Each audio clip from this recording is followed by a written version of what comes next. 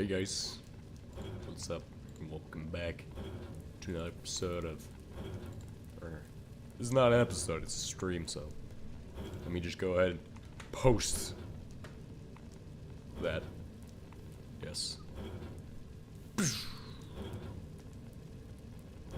My announcement section, publish. Okay, good. We're ready to begin the stream of all time today. This does not feel right to play on keyboard and mouse at all. I am so used to playing on. Oh crap! on the remote. See, I have some goals. This is 2026, guys. We're in the current era, playing the not most recent version, but like pretty close to. I don't think there's been any major updates. Really. So, I mean. But anyway. We're playing HBM mod. HBM nuclear tech mod, bro. Yeah, this is kind of a problem too. This setup is absolutely overloaded. Oh my goodness. I don't even have a crate up here. It's been so long since I played in this world.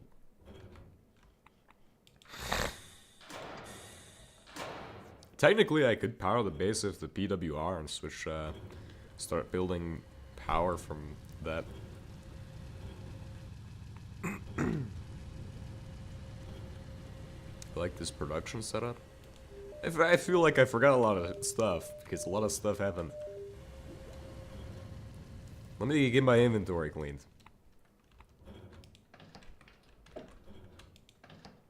This box.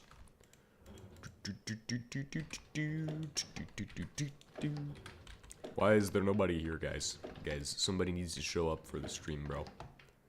Somebody needs to show up for the stream, bro. Stream, bro. Bro.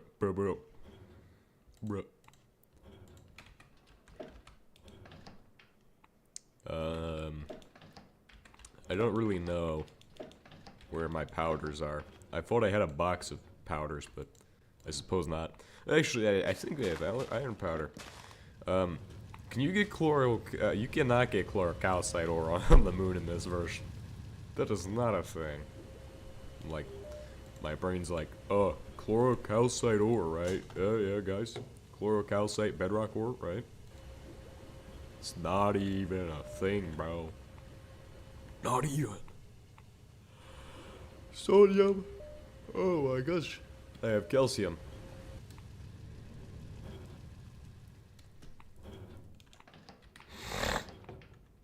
I guess I'll just throw powders in here.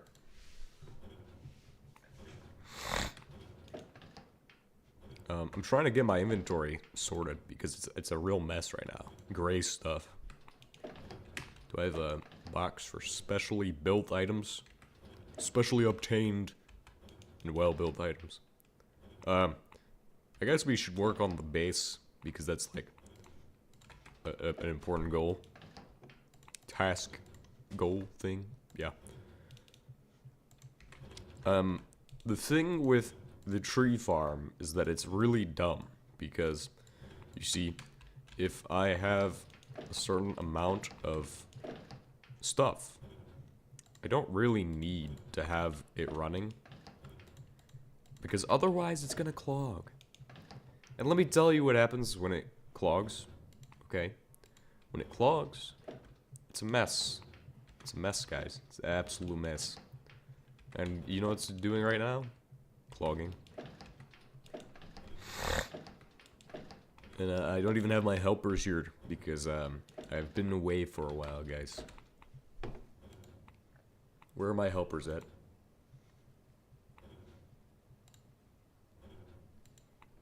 Where are my helpers at, guys? What the heck is going on right now? This is absolutely unacceptable. Unacceptable, guys. I'm all on my own. Well, we're back in the olden days. The olden days of the streams. When I first started doing the streams.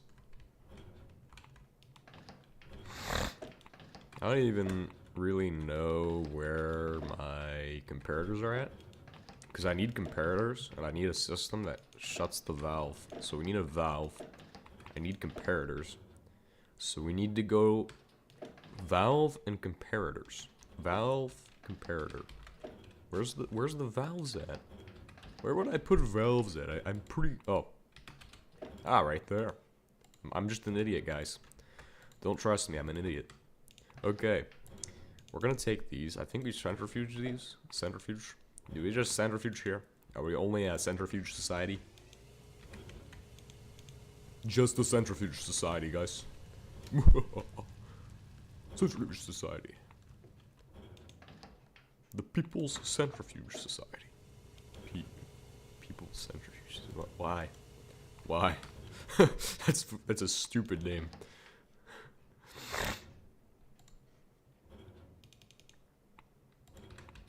The People's Gregic Organization.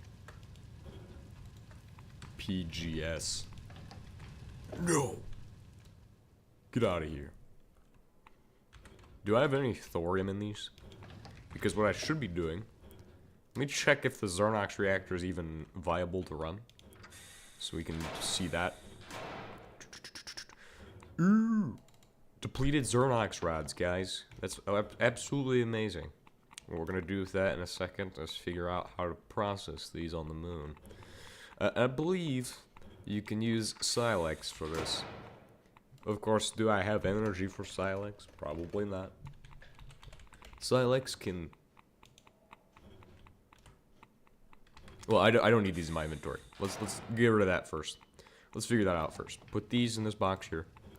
We're gonna try to figure that out as well. But in the meantime, let's grab this. Let's make 3 torches. 1, 2, 3.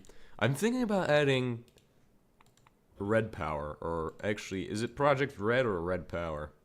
I don't remember, but it's a redstone oriented mod, and I'll show you guys. Maybe I'll do a stream of that later, because I've got a chip I'm working on. But basically, it's going to be a logic unit chip, but it also already has all the decoders and stuff you need.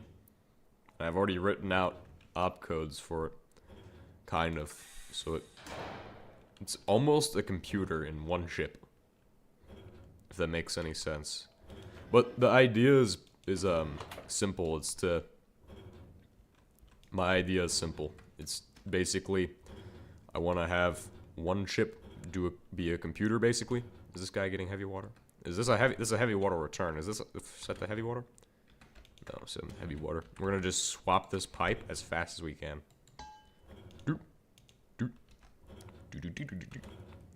Perfect. Absolutely amazing. 10 out of 10 right there. And so what we're gonna do, we're just gonna have it set to, if it has too many items, cut off the wood oil pipeline. We're just gonna do a bunch of planks like this. Nothing fancy, you guys. I'm Bob Ross, the builder of everything. Oh, okay, maybe it needs to be fancy, guys. But you see, with red power, this wouldn't be a problem. With red power, that's no issue. No issue with red power, guys. This is a cool room because it doesn't actually need oh, shucks. Please don't chopticate me, bro. Please don't. It's gonna spin around and saw blade.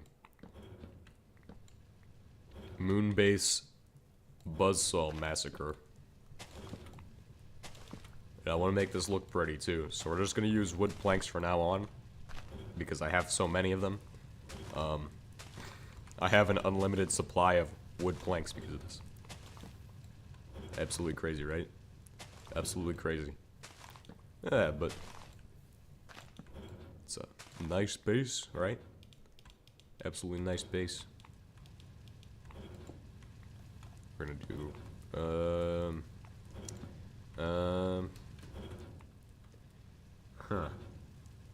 Suppose we just do a redstone on a radio transmitter, like because that's a good enough amount. So if we control a transmitter, we could send the signal to that. Or actually, if we just start doing this. This doesn't work for me. This honestly is a terrible setup right here.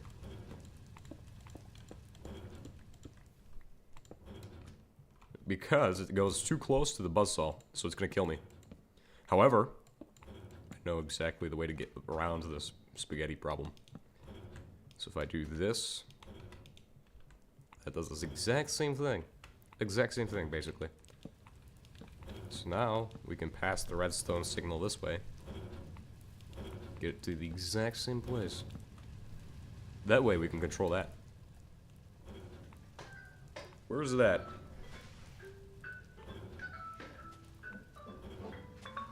No! Stop. It's gonna go off one more time. There we go. Okay. Oh, it's 5? Oh, it's 5 a.m. Holy crap, time is flying, guys. Almost out of time. Almost out of time, guys.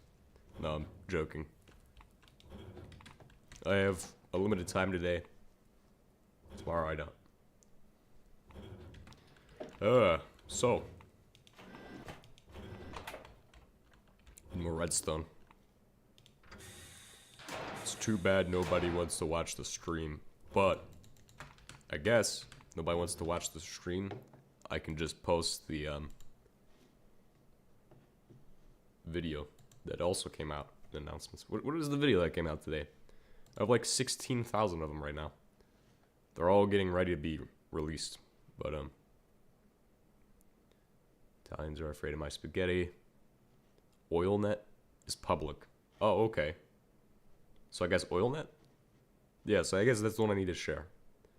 So I get shareable link and then put it in my announcements. This is kind of not strategically ideal. Let me tell you why. Because I'm basically streaming, but then my video came out. Now the thing is that the video could draw in viewers, and they could be like, "Oh, I'm really bored, but let's see what else this guy's got." It's kind of like his videos.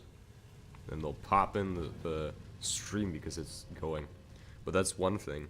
Or it would divert viewers from the stream to the video, which could happen. That's for like mainly for long-term fans. Usually that will be the case. They'll be like, "Oh, there's a video. Typical time for a video. Let's just go click on that." That's fair. And it's actually, yeah, I already know about that one. But so that's 2. Could also do nothing. 3. But that's to say that there's a lot of things to think about when you do this. Like you could do a stream at the same time as a video and end up with results you don't really want. Like, you know, because the video, if they go watch the video, it's not as much watch time, and if they don't watch the stream. But if they watch the stream, I mean, watch time is really good.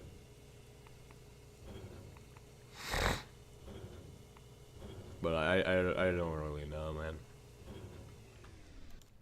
I don't even know how many times I've been paid by Google right now. I actually am not paying attention to that. I should actually check that. It's something interesting I need to check. Because they do pay me for videos if I reach a certain amount of advertisement in the videos. It's usually like 12 cents. I don't think I'm supposed to say that. I don't really care. If it's like 12 cents, it's not much.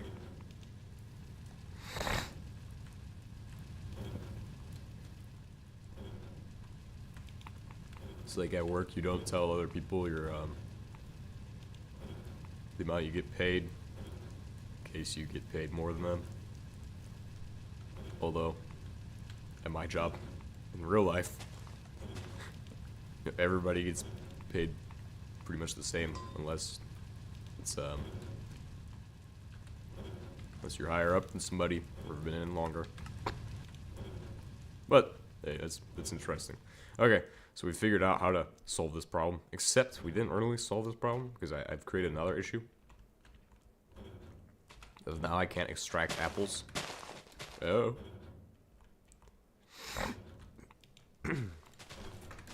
But I'm gonna just pull those out on my own. We can then process all the wood. Look at how many apples we have. Apples and oranges, guys. Except there's no oranges. It's just apples. Apple cider.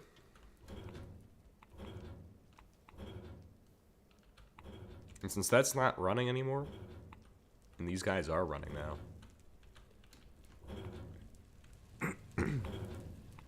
Sawdust. How much is this guy producing? He's doing a good job, right? Charcoal. Charcoal just feeds back into itself. How's the wood oil doing? What could we do with the charcoal? We have the pyrolysis oven too, so like this actually means that we can do more with the charcoal. Because you can do stuff with this, right? I was told you can turn this into oil. I don't know how that works, but I think you can turn this into oil. Apparently you can make tobacco with it. Cook fish. Hey guys, we are not cooking fish on this channel. That's cannibalism, guys. It's cannibalism. And cold coke is good. Out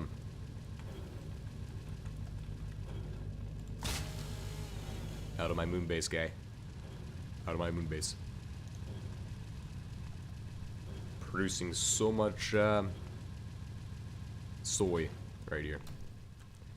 But what we could do is, if I had my helpers, I would just send up supply requests for the sulfur of all time. Where are they? I wonder what they're up to right now.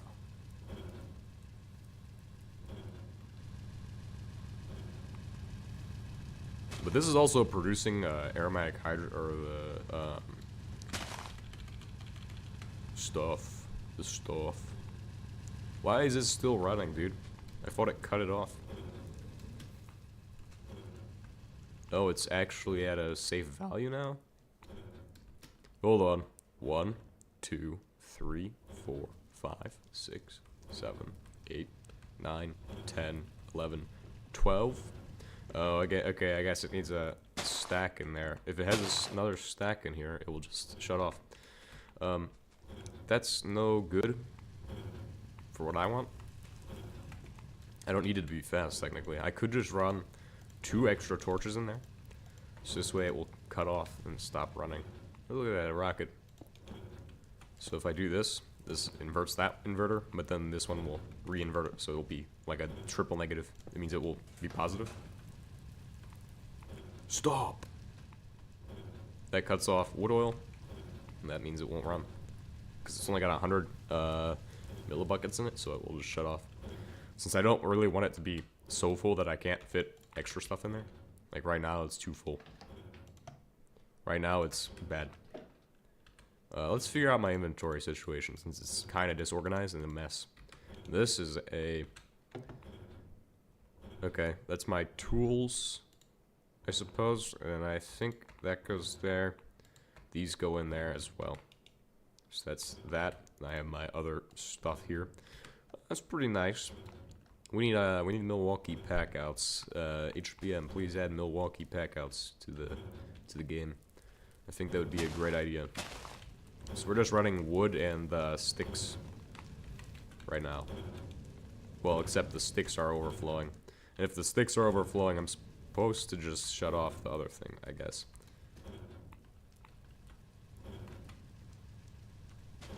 Fluid valve. Stop the hot inputs. That means this guy's running at overspeed. Beep, beep, beep, beep. Probably overspeed.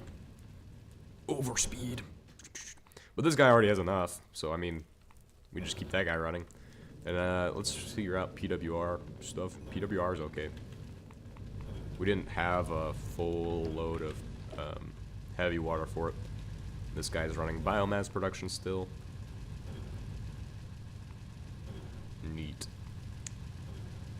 Neat. Let's see. How is this guy still running? It's like, it's almost like I have him turned off. It's almost like he's turned off right now.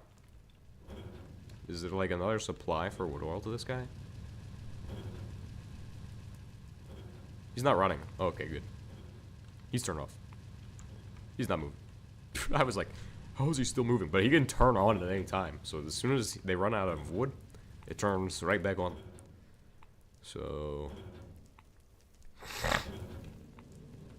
I suppose we now have a finished setup for wood oil to coal coke. And I can't really see a way to make coal coke to anything besides steel production, which is a 3 times steel production.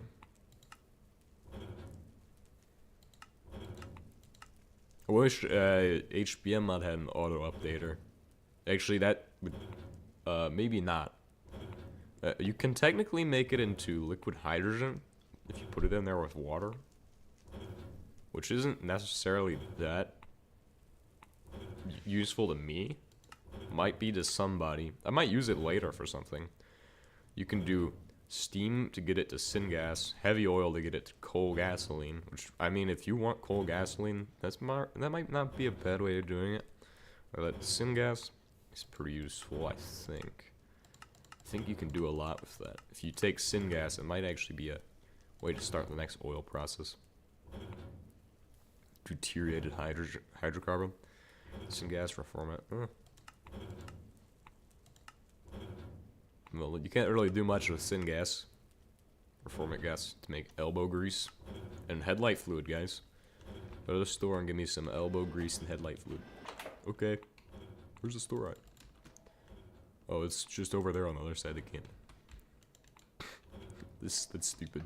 That's stupid.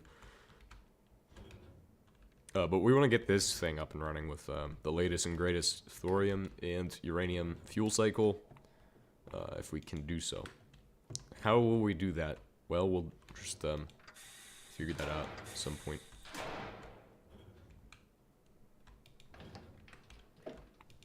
We need to be getting ready to go to Moho, and that means we need to be closing off all of the stuff that needs to be finished, right? And that's like a lot of stuff right now, unfortunately. Unfortunately, a lot of stuff right now needs to be finished. So we're gonna go ahead and auto smelter. We're just gonna get started getting some stone, because I need a lot of stone for the build. And it looks like I have none. So we need to finish the build. Alright, so we have to pretty much say, hey, we have everything done. That means we also are gonna get out all of the solar panels. We're gonna throw those down.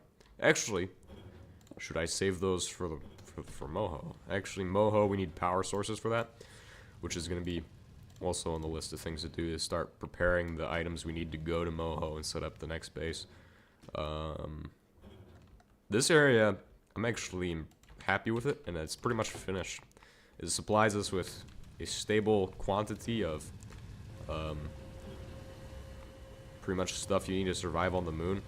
In addition to that, also produces quantities of insignificant quantities of what are they called? Bakelite. And the bakelite is actually not that bad, especially if we need that on the moon. So the next mission is going to be going to Moho and getting that all set up. Right now, what are we looking at on the production of biogas? So biogas goes out and then it goes to that, I guess, but I don't know exactly if the process is... This needs to be faster. This guy, he receives he receives those. But it's not turned on right now, so he's not receiving. And of course, if I want to get more biomass, which is the item I'm looking for, we could just make a mob shredder of some kind. Just, yes, literally just chop off the heads of any mob, and you get those. We could just set it to, easy mode and just start chopping off heads, if we wanted to. But biomass is a fuel, but like if you take to here, yes, here, you can make 125 takes 16 to here, it's 2,000, so 125 times like 8 is like, or times 16 is probably about 2,000. Actually, yeah, it is 2,000. Yes, yes. Math adds up. And I do have my Texas Instruments 84 calculator, or whatever the heck the number is. I think it's TI-84. I thought it was TI-86. But it has basic coding on it, so you could technically program that thing in BASIC to do a lot of stuff, because it's a graphing calculator. That means it includes and, or, and all kinds of statements. Maybe I'll write the first virus on it. Well, maybe I'll play Doom on my calculator. My graphing calculator. That's the thing, though. It's a graphing calculator. And it... Does it do graphics? Maybe. What can we do with rotten flesh? Because we can get rotten flesh if I just go and chop up those cows. What if we can get more biomass this way?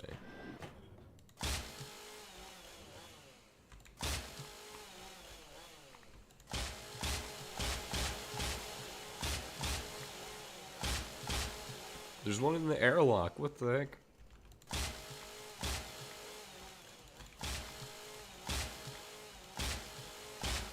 Well, this would be a great food supply, guys. You'd be doing great on the food supply. You can build a cow farm if you just use grass to spawn them on them, spawn them in on it. And I can also use these to produce different weapons, I think. To produce, yeah, basically produce weapons with those.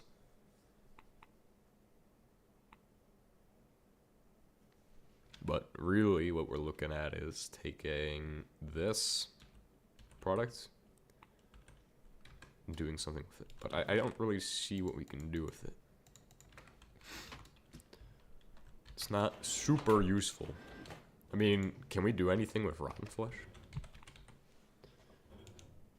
Yeah, technically you can make it to that. You just need sawdust and some other stuff. You can also use it for making those. It's pretty useless, though.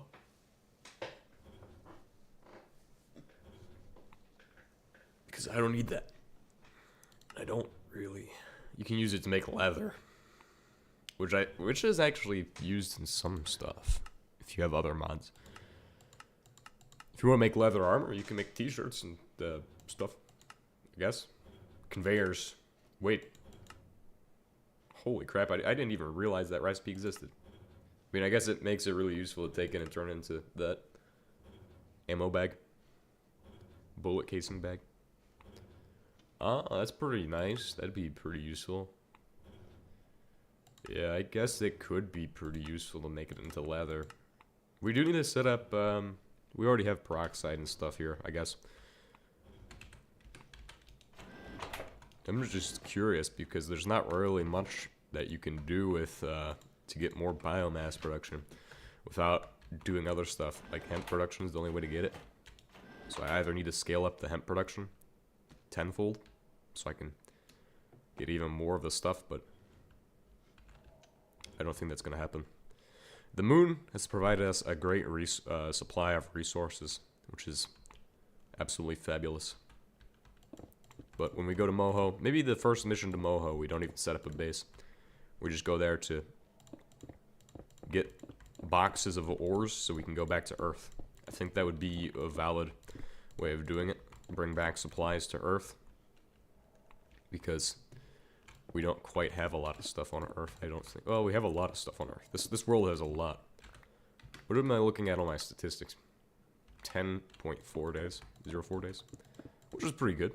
Considering it's not just regular HBM. Honestly, I'm surprised we're at 10, because 11 or 10 is when I usually start to hit that do I want to keep going point? Because I mean, we've been playing this a little bit until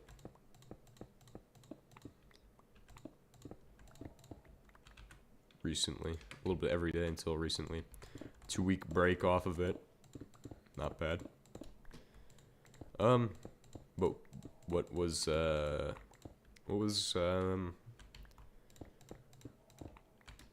world at? That world's at like 15 14.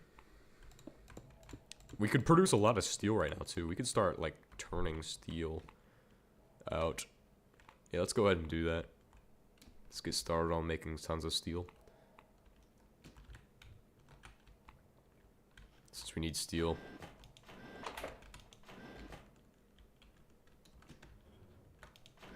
Since we have the production method, what we're going to do is we're going to find out where my blast furnace is, grab it, bring it upstairs, right? So we can get everything started up with that.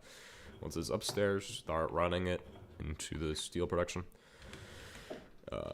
We're going to always bring iron ore up to the blast furnace to process it. You might think, oh, hey, what other ways can we process it? Well, electrolysis. That's great, because technically you can do 6 times to steel, or 6 times, but you need to have a source of carbon that you don't really care about. And coal coke is not a good source for that. Coal coke is only good if you're trying to run your production for coal oil, or if you're doing 3 times steel. Otherwise, it's not worthwhile for producing steel. Coal coke is kind of terrible for producing steel, because at least as far as I am aware, it might have changed, but back in the day, it was always that you only get 1 carbon no matter, or you always get the same amount of carbon. No, maybe it wasn't. But it just never was viable to use coal coke to produce your steel if you put it through the crucible method, because then you're just getting 1 for each coal coke, which is, I guess it's still true, unless you get 3 coal or 3 carbon in there, because that's honestly what the coal coke should be worth. If you're able to produce, like, it needs to be viable, it needs to make sense, and it just doesn't. Is it actually already upstairs? Did we already set up steel production? Because I would love to produce some steel right now. If it's already ready. Oh, look at that, it is. This is great, because now we're producing steel.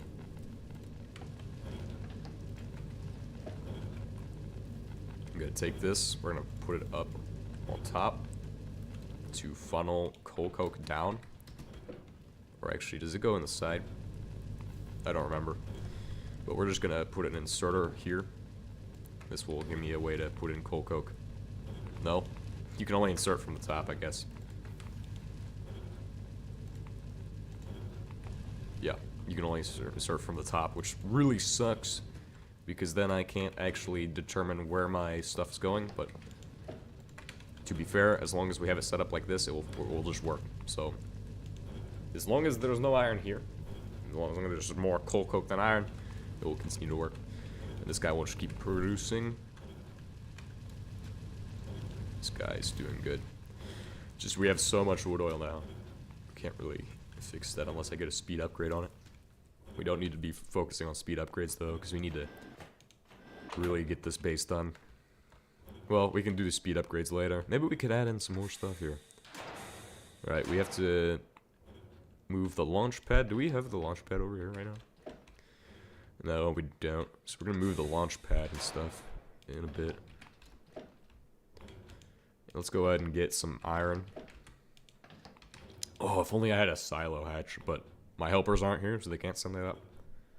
Since they're not here, I'm not gonna get a silo hatch. It'd be so cool, though. It'd be so cool. I need iron ingots. And a lot of them. Do we have a lot of iron? No. We'll just go pull it from storage. What do we have? Iron powder, 10%. I wish you could, like, shift-click it out. So we're gonna just produce a couple stacks of iron ingots. This is used in the production of the blocks I use for every single section of the base. So it gives it an industrial look, and I'll be back in a few. We're just gonna sit here and watch the iron production turn out.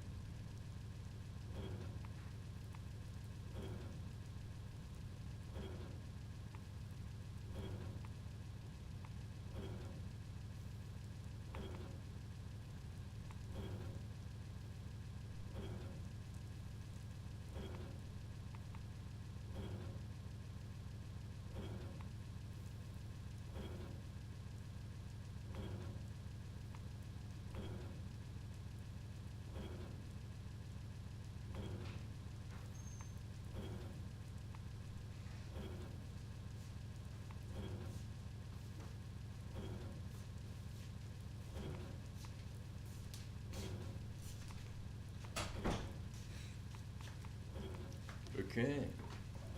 And I have come back. Since I am back... Why do I have so many PWR rods? What the heck is this? I do not need PWR rods on my inventory. It's pretty stupid. We're gonna get straight into the building today. And get that done. Over with. Hopefully. We need to build a few rooms. This stuff can go up here for now. Okay, we can figure out this later. When I need PWR rods, just remind me they're up here. I know nobody's watching, so I don't need that reminder. Hopefully. However, I do have to pee. But I think I can hold it. Nope. Should probably go do that. Should probably go do that. And I need my ironing ingots, so give me those. Alright, so what we're gonna do is we're gonna take this ironing ingot and this ironing ingot. We're gonna do that. We're gonna do that. We're gonna do 32. Which is more than my inventory can hold. So we're gonna start throwing them in here. And these are used as flooring, so this is gonna be a lot of flooring to start off. We have this area that needs to be finished off. Hopefully my helpers tune in before anybody else does, so we can actually have some stuff going on. But if they don't come by, we'll be fine. And if you want to also become a helper, it's okay. It's pretty much open to anybody. Although you have to deal with the stupidness of my internet sometimes, and the stupidness of connecting to LAN instead of a server. This is no server. I do not really need a server, so. Although if I owned my own server, I would need to actually buy different internet. So if I did that, I'd probably be actually set up. If it was even cheaper too. It'd be nice. Like, it's something I want to do someday, is own my own server. But I don't know much about that. I need to learn a lot about electronics. Own my own server. Not like a Minecraft server, but like an actual server machine. Because that would allow me to do a lot of stuff. It's like being able to turn an Xbox 360 into a Linux machine. That's what I want to be able to do too. Great stuff. I've already looked into that before and never turned out, but maybe now it would. Maybe now that I have a little bit more resources and capabilities, maybe I could do it now. Anyway. Production is going well on steel and coal coke. Oh. This is good to know, good to check right now, because I had no idea that that was an issue. So what we'll do is we'll take this wood, we'll place it there, and with all of the wood that I have, I don't know what I'm gonna do with this. Because we have an entire thing full of wood over here. And there's no real use for this right now. Also, I'm not sure what I'm gonna do with the planks in the ground, because they're not that useful right now. It's supposed to be for redstone, but it's I guess it's not anymore. What goes here? Is it pipes? Yes, it's pipes, and it's iron pipes, because of course it is. Steel goes out the bottom, and that's gonna go into a steel crate. Hopefully. Maybe. For now, we'll just do a chest, and then that way I'll have a storage for it. This doesn't need to exist. Okay, cool. Let's get back to the build. And the sun's setting, actually, so maybe we need to sleep. Nope. Not in there. It's downstairs. So we need to set up, this room is one big room. We need to figure out how pressurization can work. If we can pressurize 2 rooms right here, we could totally do that. So what we're gonna do, probably gonna punch a hole through this wall, right? Make it a vent, and then, yeah. So that's what I'm gonna do. So I'm gonna make a vent in the wall. I'm gonna punch a hole through it. And so this doesn't need to be here.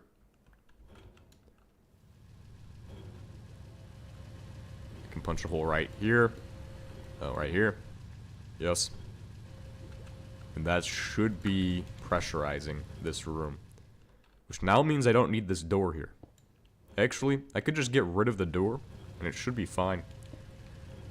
If we go over here... Now, probably wondering, what are CO2 scrubbers? And they just... why do I have them in my inventory? These are basically powered, and they output the CO2 through pipes. Which you don't even need this one anymore, technically. Technically, I don't even need that one. But that can be useful if you need CO2 for something. Like Xernox, maybe. You can produce large quantities of CO2 on the moon. It's really not useful, though. CO2 is the least useful HBM substance. And I wish it had more usages, because it's very inert gas. So, like, it really doesn't react with much. It could be completely so useful in something. It's just, I don't think, could be useful in, like, you have to pressurize a, well, that doesn't make sense. A laser, maybe? But I don't really know. Like, it could do so much more than it does, but it doesn't. We don't even need a Xernox reactor right now, because of, how much energy it produces here. So, this means that the room is pressurized with oxygen. Even when that's closed. I'm going to take some technical blocks and fill in these holes that we've created. We're going to remove this pipe since it no longer is necessary. That will allow us to pull carbon out of this room and put it into that room upstairs, because that allows for recycling pretty much of the carbon dioxide. Essentially, we take plants and make them do all the work for us. Heavy water. Heavy water is okay. How much oxygen are we producing? Currently fully stocked on oxygen in those tanks. This tank is low, this tank's running low. This guy is not able to keep up with hydrogen. And this guy, he's outputting energy. Okay, per tick, 400. How's the actual oxygen pressure? I keep meaning to check that. But what is it actually like? 0.2, and it's only... Okay, that's fair. Means we're not consuming any oxygen in here. We could take off our helmet. Yep. So we're gonna head to the next room in a second. We're gonna finish this room. Hopefully be able to pressurize it. Not through the other setup. Instead, we're gonna... Do we pressurize this? No, we could pressurize a lot of space with one single thing. We don't need a lot. See, that's what I like, is that I don't need to have a lot of oxygen pipes and stuff going everywhere. Instead, I can just pressurize with one. That is actually really useful, because if you only pressurize with one, it's a lot cheaper to do. Now, how are these set up? Are these... Yeah, they just go over the blocks, so... I guess this would be just a single one of these. This, you can jump up here pretty much. But we're going to have a fan here that's going to be turned on. So that way, if you want to get up here, or get even higher up in the air, you can just jump in the fan and we'll just shoot you up into orbit. Which I'm pretty sure is how that works. Although I'm not too sure about that really.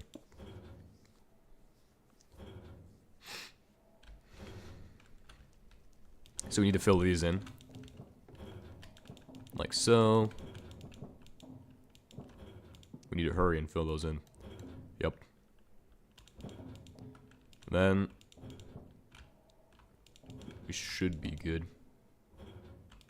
I think later I'm going to switch my monitor back to the... So I had to switch my monitor over to HDMI to get it to work this morning. Because display port was not working for it. So a display port cable did not work. It's a DP cable. This is I don't really know much about that, but pretty interesting. I kind of like that cable, because if I use that cable and not an HDMI cable, then I will be able to use this monitor other two HDMI inputs.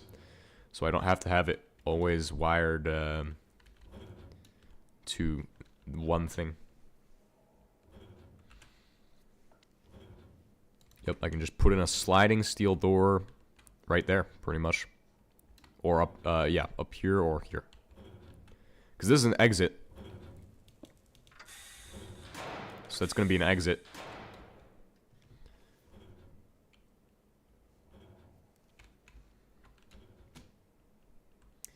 God dang it, it's so hard to get in there. I guess I put in like 3 across, it'd be even easier to get in.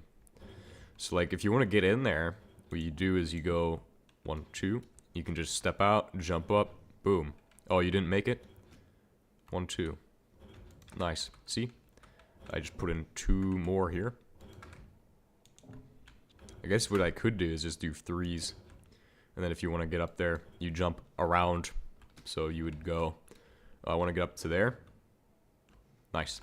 You can do that with 1 jump. If I want to get up to here, you can do this. Ah, nice.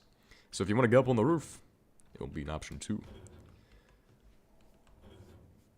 So we'll have to have an airlock on the roof. I guess that's where the launch pad and stuff will be, is out that way.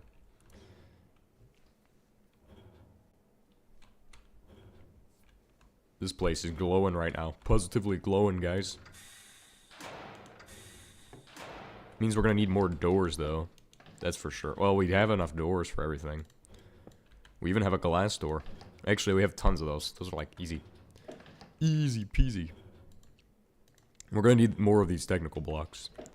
And might need these too, but we'll get to those in a second. So let's go into this room and start making it look nice. Make it look, well, actually, let's focus on what matters first. Not making that look nice, but getting up to this floor and putting a door on it.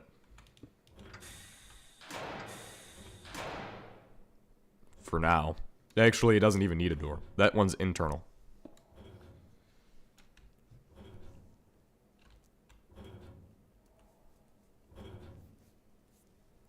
So the green room is a problem, probably. Why do I say it's a problem? Because I think that the green room, if we were to set up if we were to connect all of the rooms, right? Green room I'd want to have connected because technically it is constantly recycling oxygen every time it chops down a tree and grows a new one. However,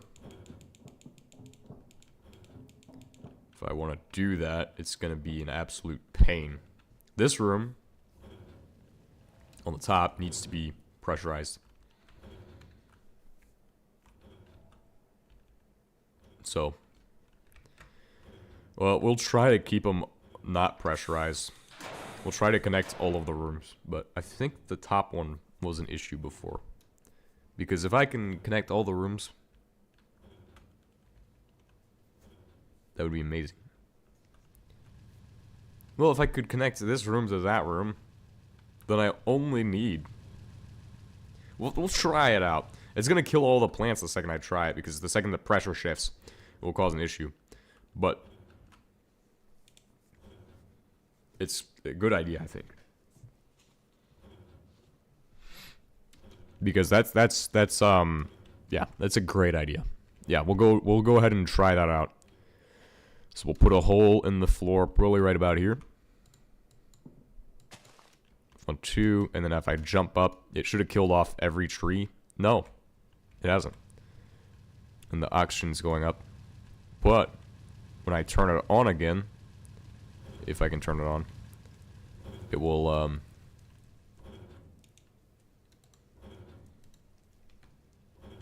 okay. I hope I didn't shred those. Can this turn on again? Can we just turn this on again? So we can get some choptication going. A choptication setup. Oh, I do have one. That's technically a cobblestone. Put a lever up here. Nope. Right here. Yes. Turn it off. Hope it kills the cows. Oh, yes, nice. Absolutely jolly good.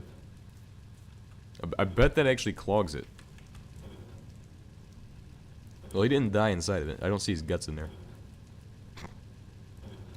His internal pieces. I don't think it's going to run for that long. I think I might have to pull the switch again to get it to finish the hemp. But that's what I need it to do is hemp. Well, I could technically do it myself. But the second they grow, they will, yes, it's running on recycled air now. So, technically, that's the way to go. I'm just going to clean up those. Running on recycled air now. And it will just keep running on recycled air until it stops cutting the hemp. Because the hemp grows back fastest, so. This guy should also be running on recycled air. Which is good. So now, I have air flow to this room, which recycles air. That also means I don't need to have the CO2 scrubber because it really doesn't do anything. Because it literally just puts it back in this room, right? Or, no, it just vents it. Which is an infinite loop. It's effectively an infinite loop, so we don't even need this. But that means now, if I can figure out if it's safe to connect the next room. Holy crap, that's a ton of logs. Yeah, and I don't have any storage for it. Now, when we finish up the base, we're going to pretty much be recycling all of our oxygen. Which is amazing. So if I can get every section of the rooms connected, so we can just run on recycled oxygen the entire time, that would be absolutely fantastic. That's my goal, is to have the base run recycled oxygen the whole way. If we can do that, that would be absolutely great. Because then I'm less dependent on oxygen and water supplied by Earth.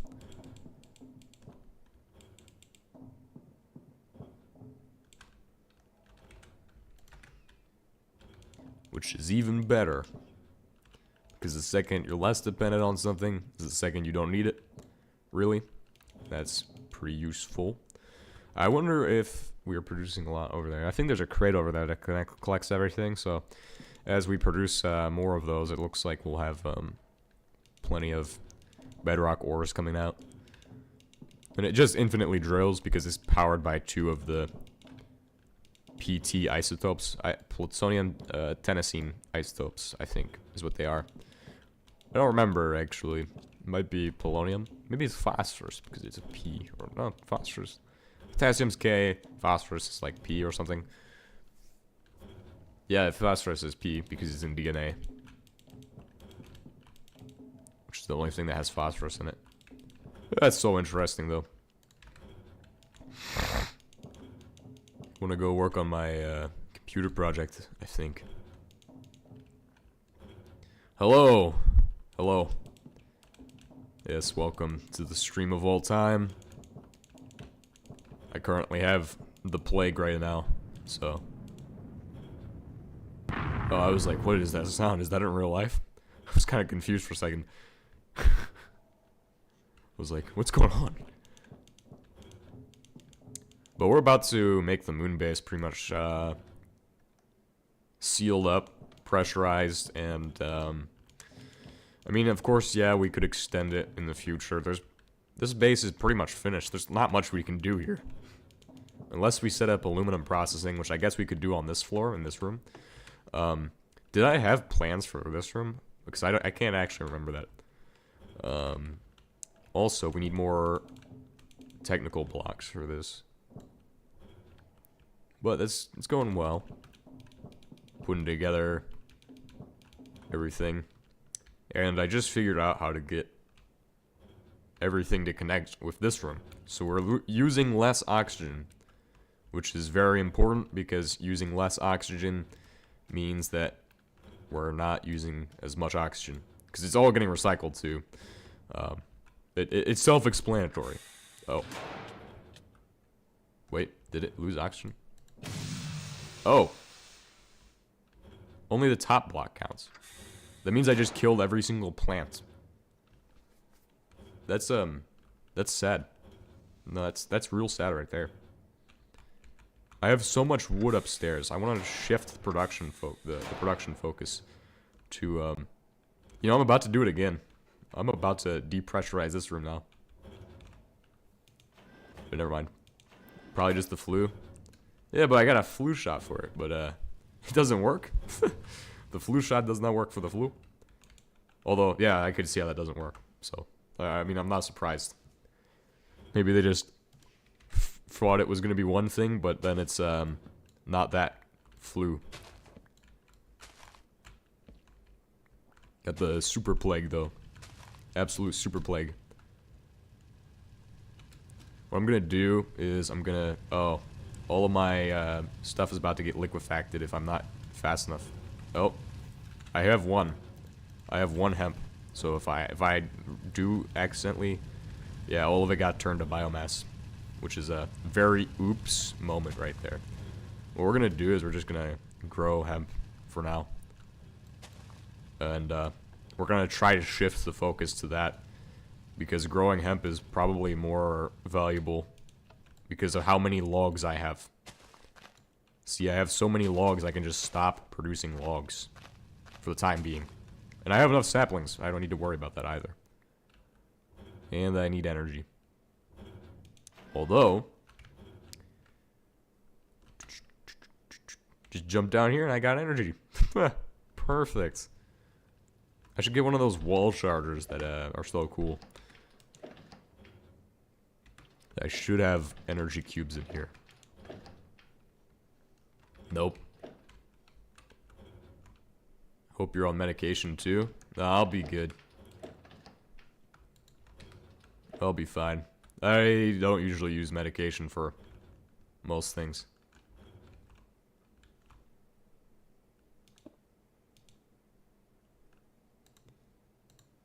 Unless I'm given one. But I haven't seen a doctor for it. So it'll be fine.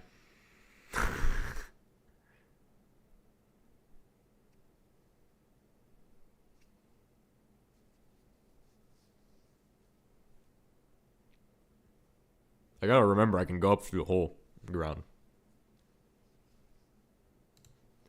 I can go through the hole right here. Perfect. Alright, so all I gotta do is just chop down a few trees.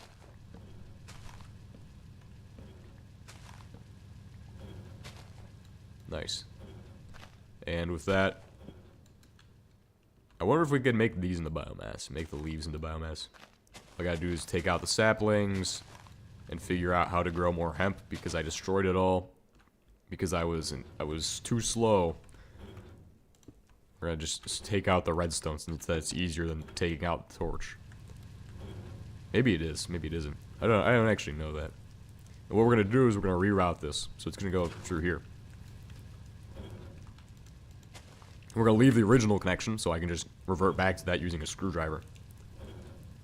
Okay, now I'm not used to how these conveyor belts work because it's been so long since I touched this version of the mod.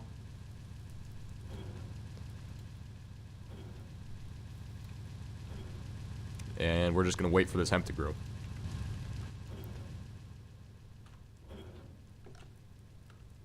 And put the screwdriver back. Okay. And what else?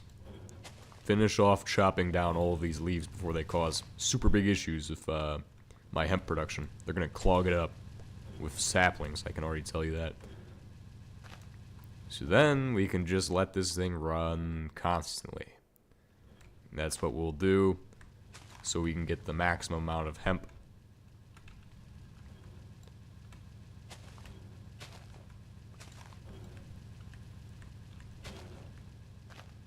And yes, we could try to turn apples and saplings into biomass, but we'd need to build so many more farms. I don't think it'd be worthwhile. And we can just do it with only hemp. I mean, technically, if we wanted to leave the sapling farm, I think it'd be more worthwhile. Now, if I go chop up some cows, I'll have plenty of bone meal. That's the best reason to chop up cows, for the bone meal. And take this, and... yes, just like magic. Okay, perfect. And we're gonna... get more saplings. We're gonna use more bone meal. We're gonna recover from the mistake that I made of forgetting to close a door.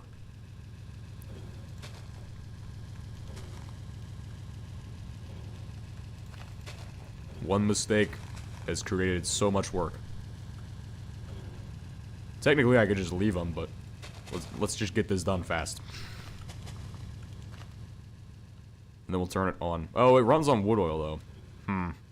That's kind of a problem. Well, actually, no, it isn't, because this guy will just keep turning sticks into wood oil. And when we need more sticks, I can just turn on this guy and... well, he's got planks. He's... oh, yeah, he needs to be on, technically. Yes. So then we can turn those into those. Overspeed? Oh, no. Overspeed. What the heck? How are you overspeed, dude? You literally have... is it the fuel you're running per tick? Oh, he's running 1. Oh. Uh-oh. What? So this entire time I've just been... that's bottlenecking this. How much does this guy run? 10? Okay, so this guy just should run 10 too. Ah. So we have 1 and a 10. Overspeed. Yes, he works perfectly now. Oh, stop. Overspeed. 10? Oh. Overspeed. It runs final 1. I guess it will run final 1 too?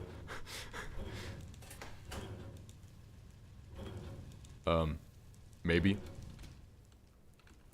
Overspeed. I don't know how this works. I don't know how this is working. I don't know how it hasn't exploded. I don't know how it hasn't ran out of heavy water, but I guess now it definitely won't run out of heavy water because it's going back up.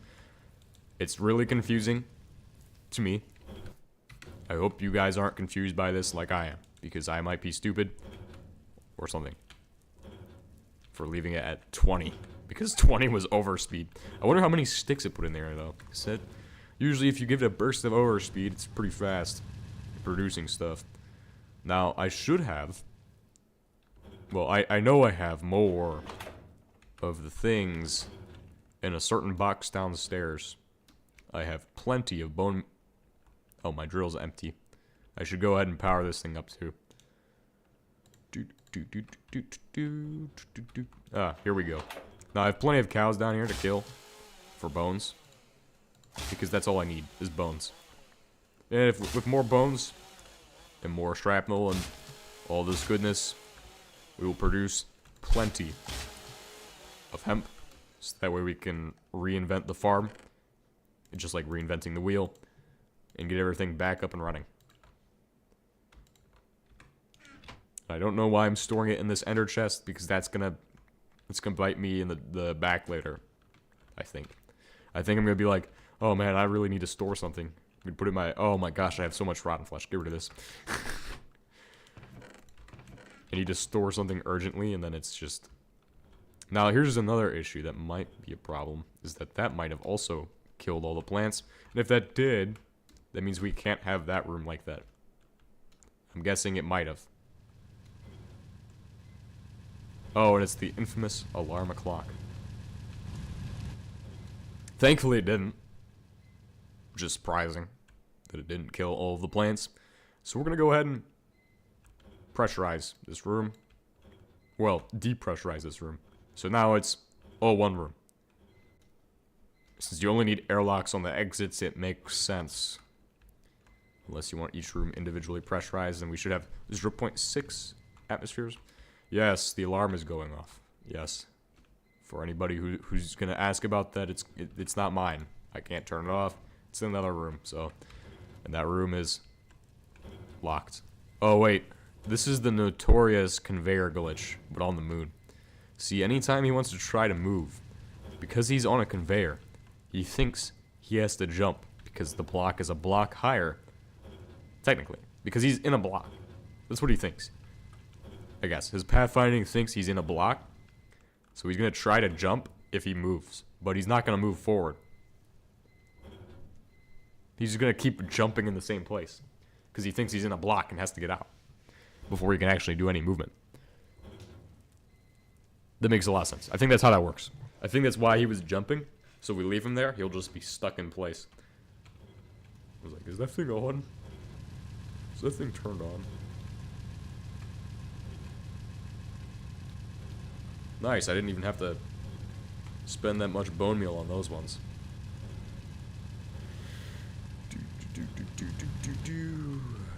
Grab all this, and then we'll double our yield with this new harvest. Nice. That one didn't want to grow.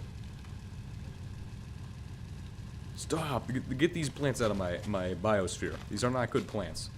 Get rid of them. I guess what you could do is if you can produce enough bone meal or fertilizer, you could just produce loads of just regular grass and stuff. I bet that would actually produce more oxygen than cutting hemp. Because hemp grows back fast. That's why I like this for oxygen production. Because this is actually also producing tons of, well, hopefully tons of bakelite, which is a substitute for polymer. But everybody knows that for those who play HBM. So it's that information is really not that useful. Although the information that these make can make that bakelite. Absolutely the most useful thing of all time.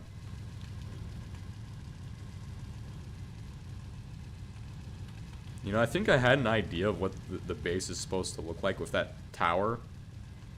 Well, it's supposed to be a control tower on top of that, but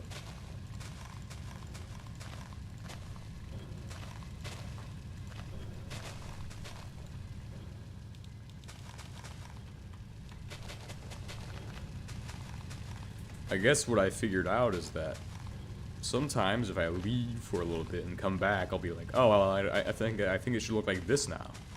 Completely change the idea. What if I plant this down? Running on liquid air? If I just keep planting it down? And I mean, these are growing right now. Technically, all of the harvesting I've been doing is making these grow. And also producing the stuff as well.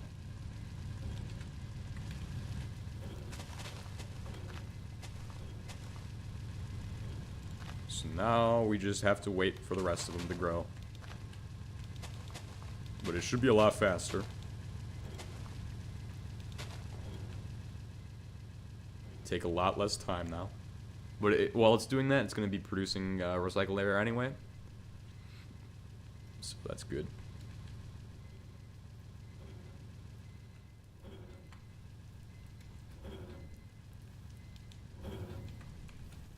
How much sticks do we have? Every stack of this is 6 stacks of sticks. And that's 6 stacks of sawdust plus potential of... I don't remember the chance, but there's a chance you get extra sawdust. The total amount is 36. That's your total with all of the percent chances weighed in. So you have a chance to get so much from this. 36. When you could shred it, it gives you like 4 per each log, which is nowhere near as good. Of course, it takes less steps and you don't have to power things with heat in a shredder setup. So now there's also a billion ways you can do wood oil, which is, especially nowadays. See, I was playing old HBM and there's not really as many ways to do wood oil. But somebody in my Discord server told me about the method he uses where you can turn it into vacuum oil somehow. Although I haven't found out his method for that. I'm not exactly sure process he uses for that. Because there's many processes, and I think this one runs the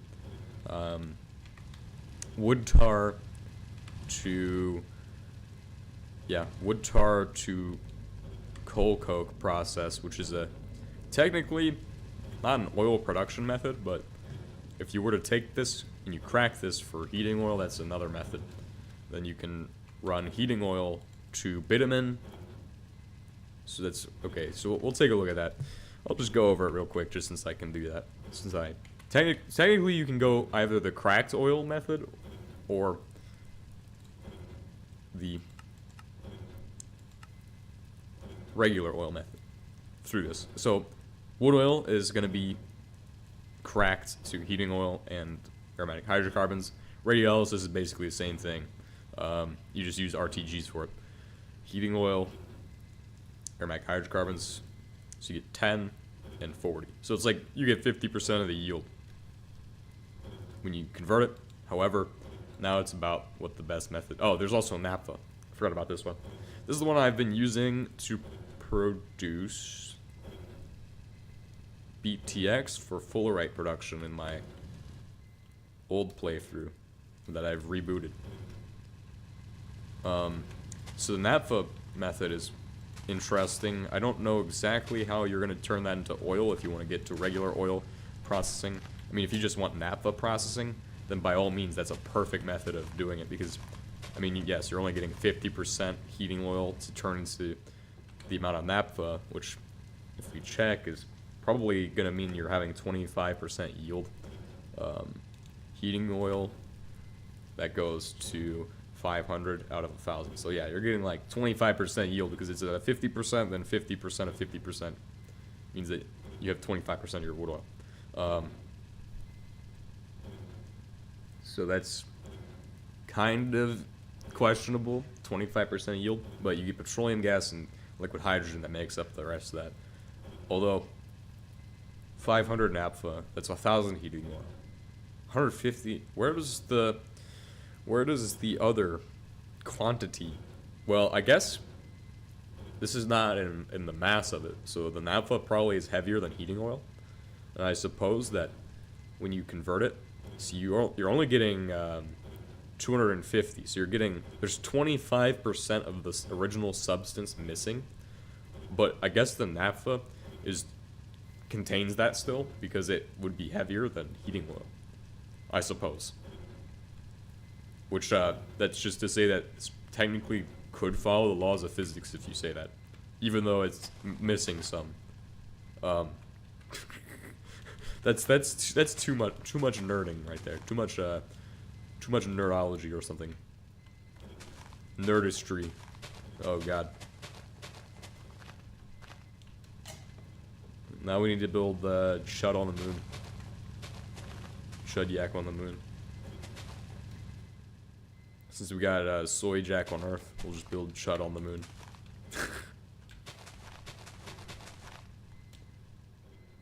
Especially with all the nerdology? Nerdistry? I don't even know. Something. Too much nerding about chemistry. Actually, there's no such thing as too much. I think everybody on this channel thinks there needs to be more of that.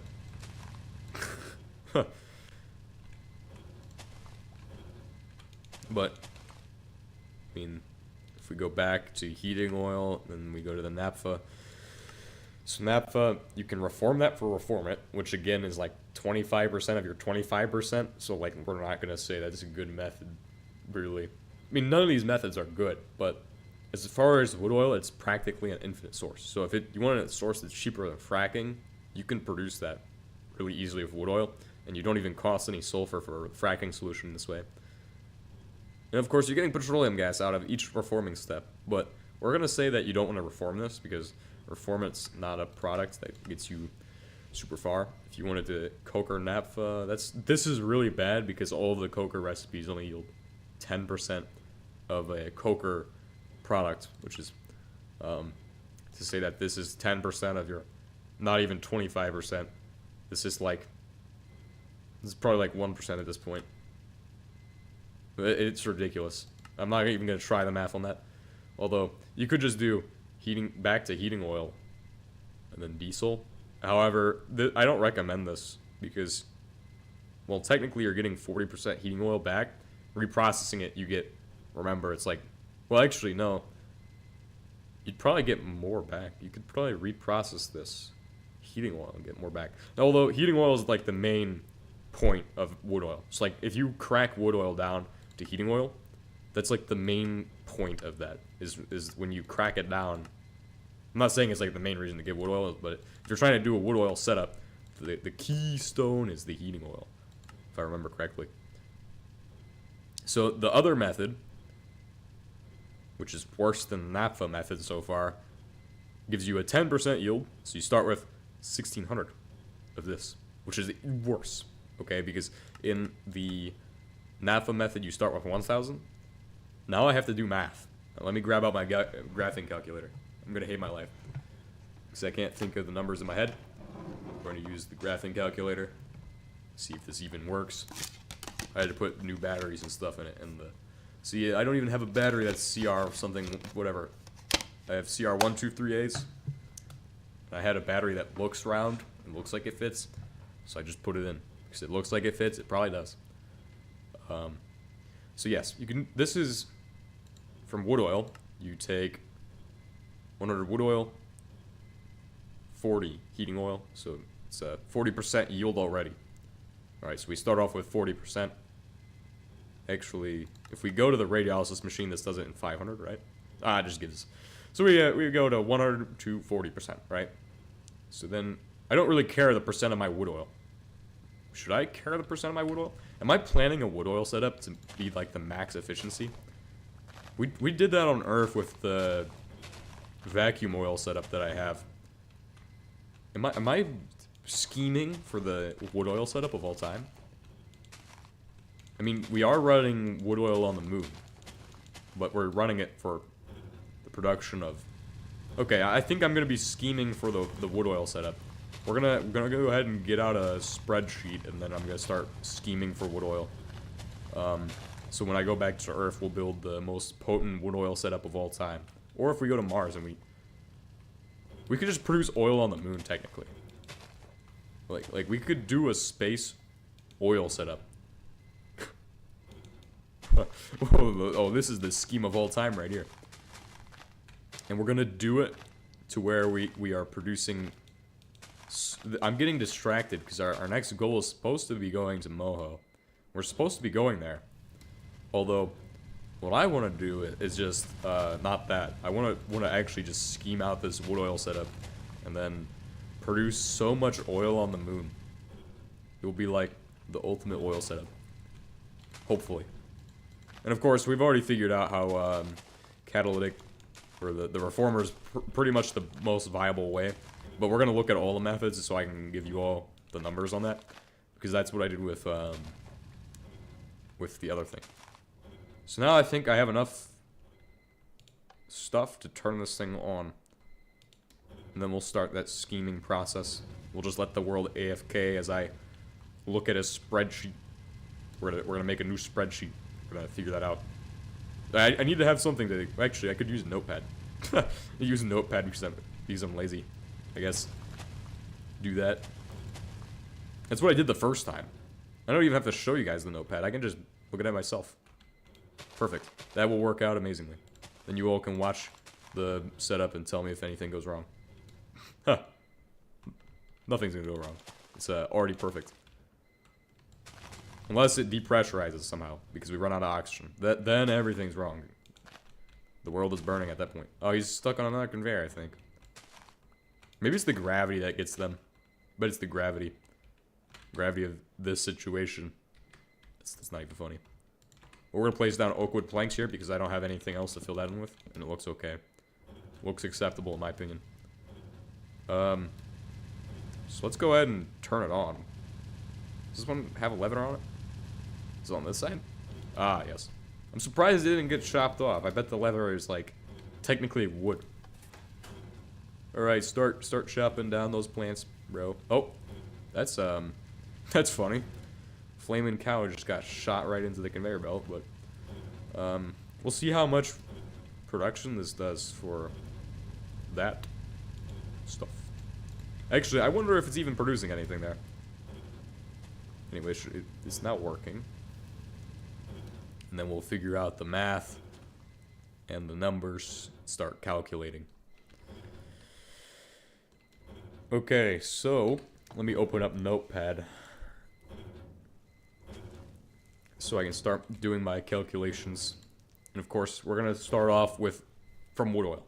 Okay, and I have a list of things that I have to do. Looks like oil troubleshooting, Watts, and asteroid mining, which is out of date because we've already finished the Watts reactor on Earth. However, we start with wood oil. The wood oil starting point is for the heating oil. So wood oil to heating oil, right, is our first method we're looking at. It's 100 wood oil. Then it's, you know what, I could give you guys what I'm seeing right now. Give you guys this display if you all want that. So I can also show you guys the math. We'll just do, we'll switch over to the screen capture. Just give me 5 seconds to find where that's at. Display capture? Does this overlay the, does that actually work? That doesn't do anything, does it? Is it, do I have to remove this? I don't actually remember. It's been a while. It's been a minute, I think. That's not doing anything. Okay, never mind. I guess display capture doesn't work. It's Minecraft. That's window capture. Window capture. That's a good thing that wasn't me. I'm too busy trying to figure out this problem. What is this? Window capture? What is this for? Chrome.exe, the secret to building the PBF. Device not available. Ah, here we go. That's why it wasn't working. Ah, nice. Now you can see what I see, and so we can do the math here.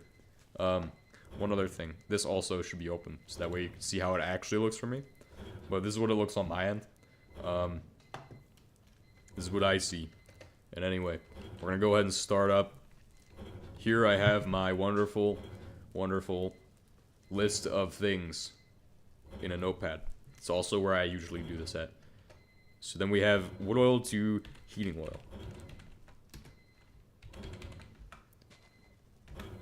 Is it cap locks? Okay, perfect. It's on.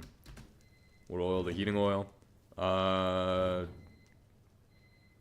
Okay, so you have heavy heating oil, but that's not what we're looking for. 40%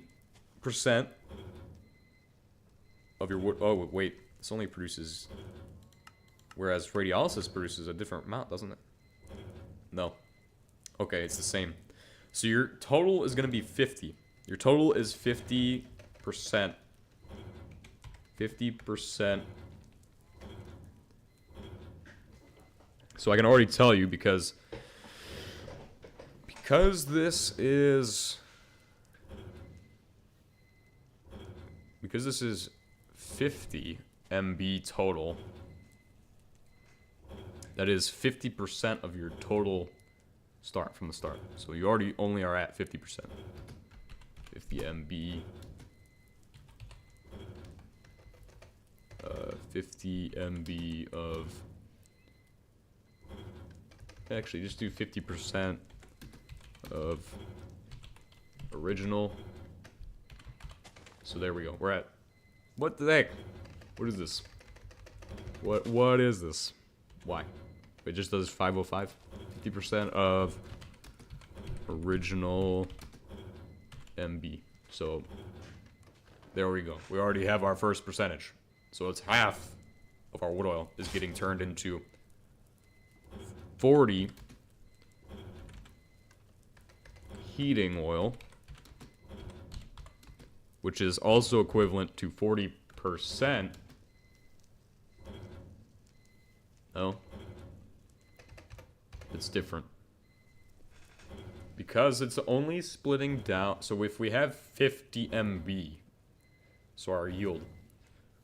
Or wait, well, this is weird to consider actually. I don't remember how I did this before. So if I had 100 MB of this and I have 40 and 10 of this, then we already know that's 50%. So you're losing 50% of your wood oil. this would be equivalent to 80%. 80%.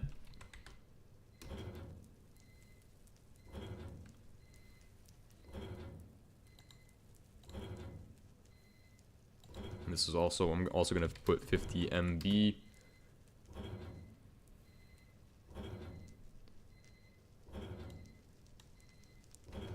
And it's going to be 80% either way. So either way, you're getting 80%. So 50 MB.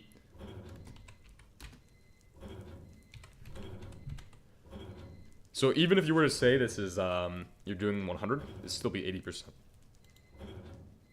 Because that's just how that works. I don't need to explain. I don't need to explain because it doesn't matter. Okay? It literally does not matter. This will always be 80%, even if you're doing 50 or if you're doing 100. Does not matter. I should check my actual wood right now. What am I looking at for wood? Wood to sticks. Wood just what's going on here? Oh, we've clogged our charcoal, so now it's not actually running. Or well, it's about to not actually be running. What is this? Give me that.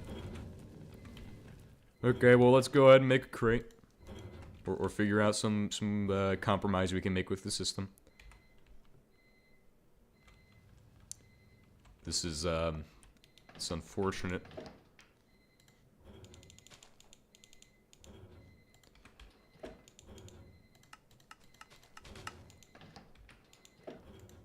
You know, I don't even know why I'm doing math right now. I guess I enjoy math too much, but I'm bad at math. Why do I enjoy math so much when I suck at math? This makes no sense. I'm probably going to do 10 things wrong. Probably going to do 10 things wrong. But that doesn't matter to me. That part doesn't bother me. It probably bothers somebody else, but... also, that says Hessian oil. Let's just say heathen oil because it's like a southern accent. Of 50 MB. So if you were to convert this, so now if we have our 80% of 50 MB, you'd have 40% of your original. Oh wait, so it's essentially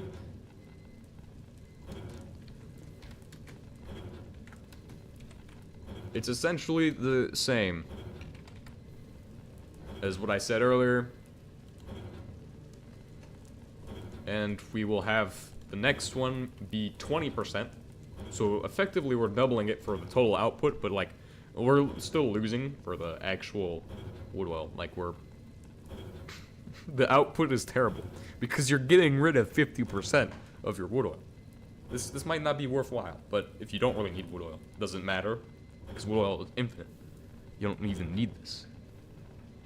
So but it's all about trying to get that, every last drop of that wood oil needs to be turned into chemicals. And then, of course, we already know 10 aromatic, and of course this all makes sense, 20%, and then over here, we're gonna put down that it's 10%, because that's what it would be. Because if we're considering the total amount of it, right, that's only half of this, it effectively doubles the value of these from this. Which makes a lot of sense because there's half as much total to the original. So that makes a lot of sense there. And then of course it's time to start considering what you turn your wood oil into. Now obviously aromatic hydrocarbons are something we can explore, because let me tell you how much I hate them, because they don't actually produce anything, right? So if you have heating oil, right, let's run our aromatic hydrocarbons. Normal HBM, right, you can't produce this. This is not a recipe in normal HBM. That's just the James 2H thing. Scroll through. Oh, coker gas might be worthwhile. Oh. Nope. Don't even consider it. 10%. 10% with the coker unit. But then you get petroleum coke, which you can do nothing with, unless you're trying to make Oh. Here we go. We're looking at something that might be interesting. Of course, it's free if you use Steam, because look, Steam, they made Half-Life 2, right? Valve made Half-Life 2. It's free if you use Steam, right? I don't know what the joke is with that, but Steam, yo, welcome back. Yes, and today I'm gonna bore you all with math, so I can produce so much wood oil. It's gonna be unfunny. It's gonna be an unfunny stream when I do that. I'm gonna lag out the stream by producing so much wood oil that we have to store it in. Yes, Happy New Year. That's my 2026 goal, is to produce so much wood oil that HBM has to nerf it. Find out how to do so. Although HBM is really balanced with his oil stuff. But we have to spite HCAT, or HBM, no matter what. So, syngas. It's 250 steam and a petroleum coke, or any type of coke. And that is actually, if we run syngas, it really doesn't do much, okay? So syngas is out of the picture. No syngas. That would be the only reason I would even consider doing the coker, unless it's like the last case scenario and somebody has my gun, somebody has a gun to my head and is saying, you will use the coker unit in this build. There's no reason to use a coker unit, because let me tell you, 10% just isn't worth it. Especially when we consider, like, the numbers here. If I say 10% of 20%, that means like 2% of the original value.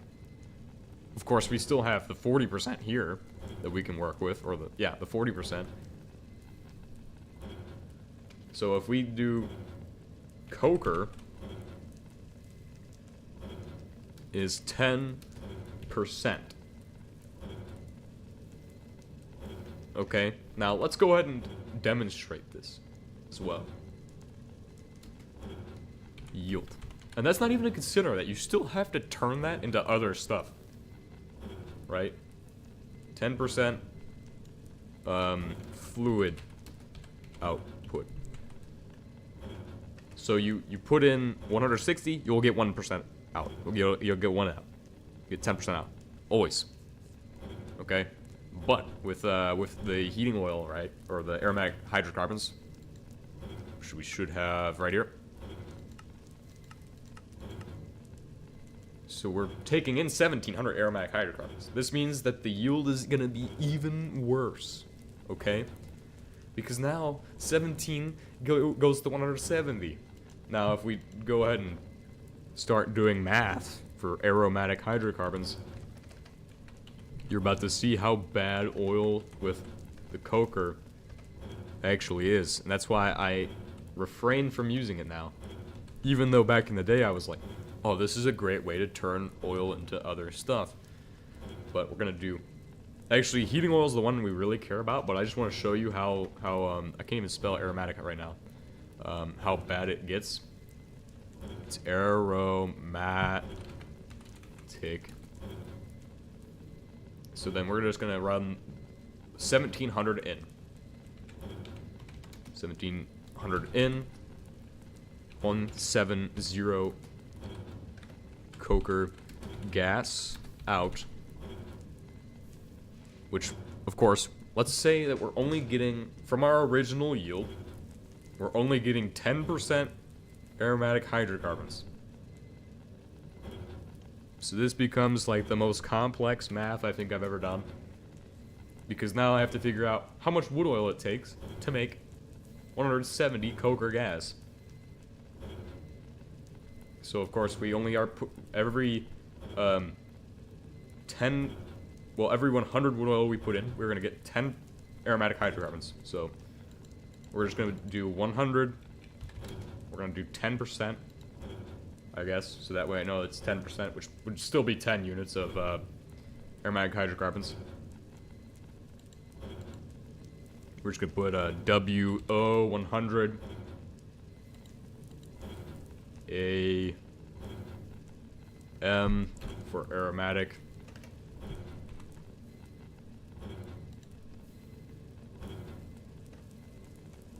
Could do AR. That actually wouldn't be bad.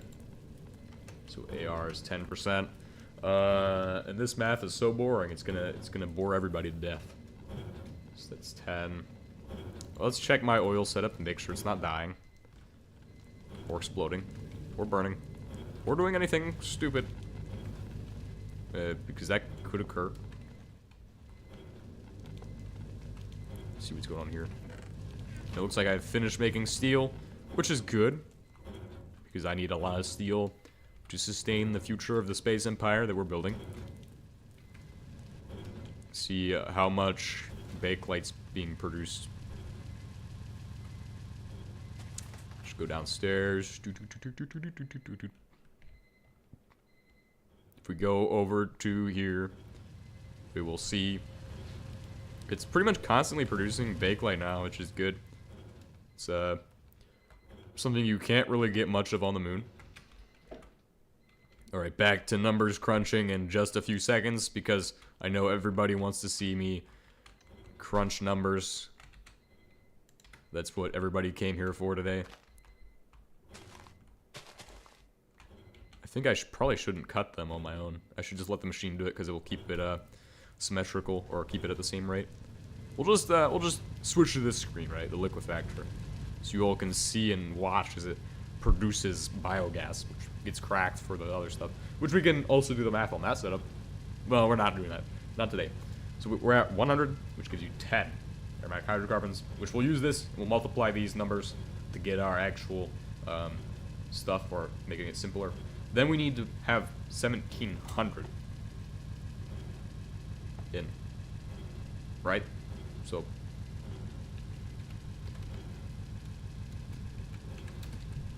we have 1700 AR in, but we need, let's go ahead and just go down a layer so I can make this look. So I now need to put 1700. And I think you can literally divide the 10 by 1700 to get your number, that you're the percentage of what you have essentially. So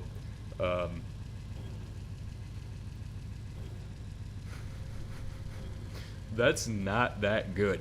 I'm just saying, the numbers on this, on my aromatic hydrocarbons, to that are going to be terrible if I coke them, because we're already getting 10% of our wood oil, right? 10% of the wood oil, which we can do down here. We'll put in whatever the actual numbers are going to be when you run it to 1700 of these.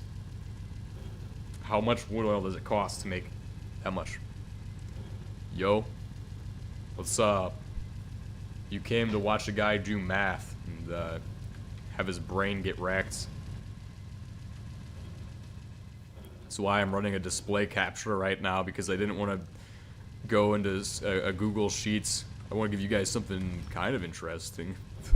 Just watch the buzzsaw go. Okay, while I do my math, and I'll just do one of those. Ah, look at that! It still runs, because I think there's a setting I checked that allows it to run. Yeah.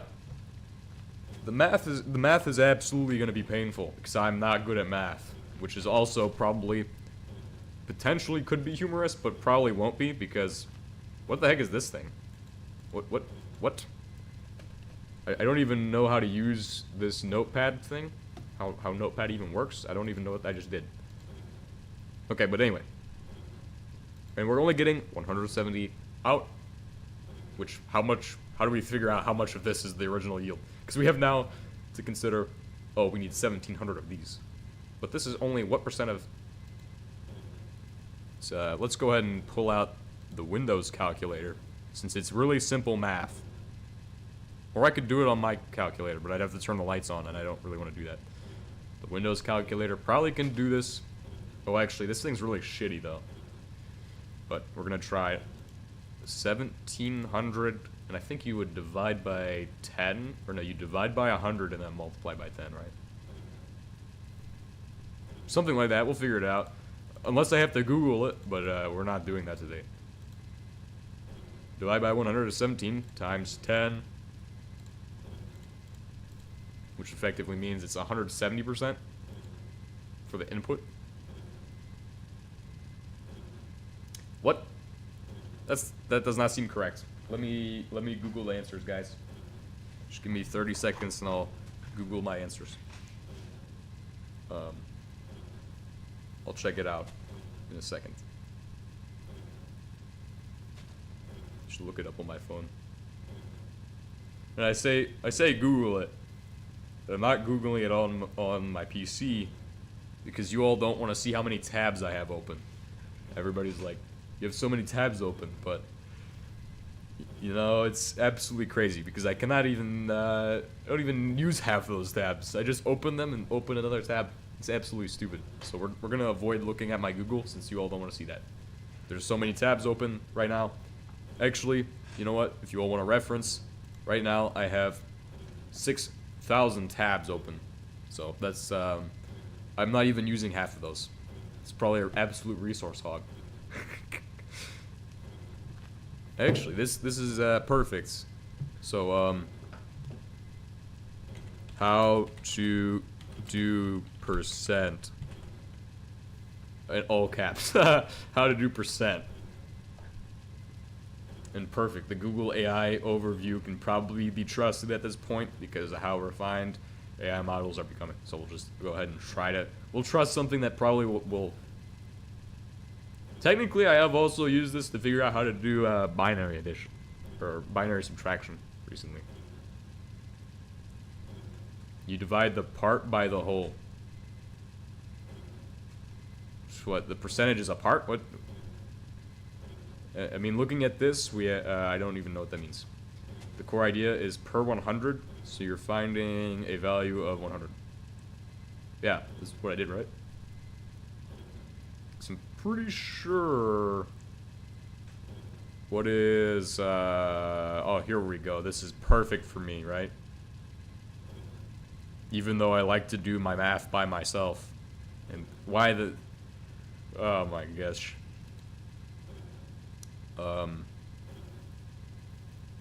Now I can't even know what my numbers are right now. So we have 10 is what percent of 1,700, right? I guess that's, so 10 is, yes, perfect. Go ahead and give me that number, please. 0.59%? So how do you do the math, please? 10 is what percent of 1,700? 10 is P percent. What the heck is this? This is what, get rid of this. Ah. Y equals P percent plus or times X. So is this just algebra? I could do that easily.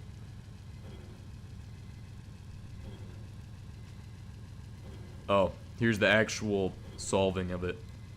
So they just divide 10 by 1,700. That doesn't make sense. Because then that's not a... Hold on. They might be doing it wrong. I think they're doing it wrong. Because if I put in 100, it should give me 0.17. Right? Correct? Why is it giving... What? Ah, there we go. That's 5.88%. Because you have to multiply by 100. So I was... Oh, I was doing it wrong. Okay, perfect. Okay. We've solved how I can actually do that. Because I forgot how to do percentages. Because I do them so rarely. This is like the second time I've had to do them for a stream. 17... Well, I'll get good at them eventually. So, of course, we're going to do the math that they just did so I can get repetitions in. Yes, perfect. So 10, and I think you divide by 1,700. Yes. Then you multiply by 100. Of course, this is a Google this is a Windows calculator, so it's probably not trustworthy, but my yields are 0.58%. So that is to say that as far as percentages go, this is terrible. Because that is 0.5%. In other words, we need 1,700, and we have 0.58% of what we need.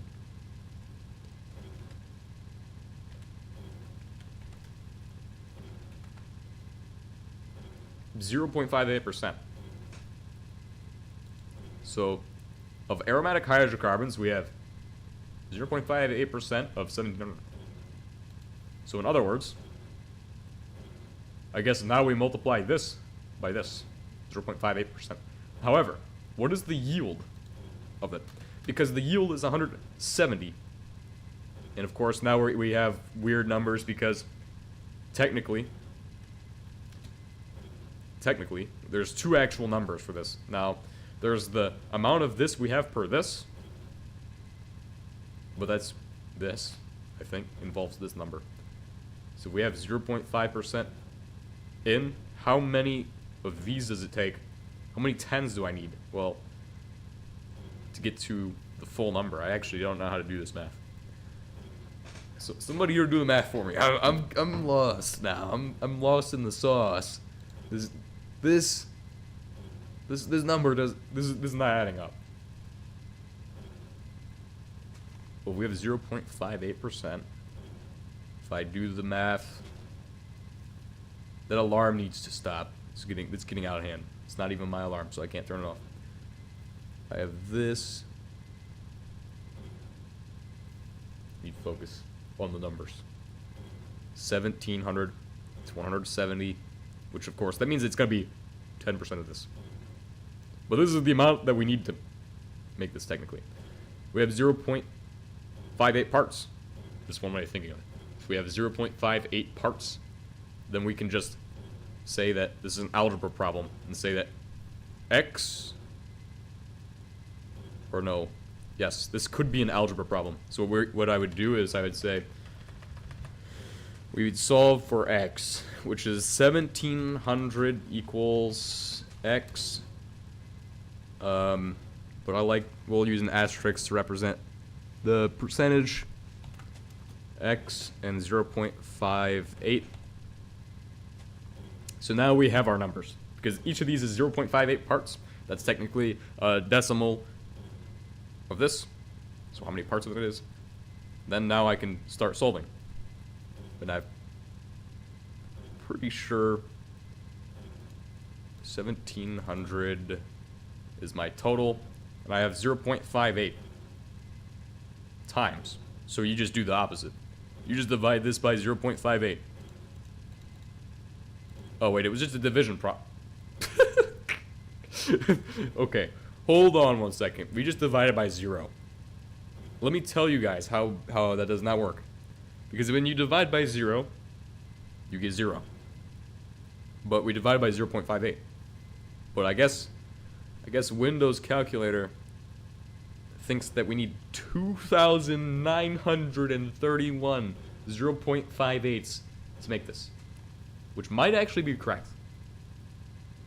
If I multiply here's the way to check. This is we take 0.58 times 2,932. It gives me 1,700. Okay, it's correct. That's cool. That's the total number.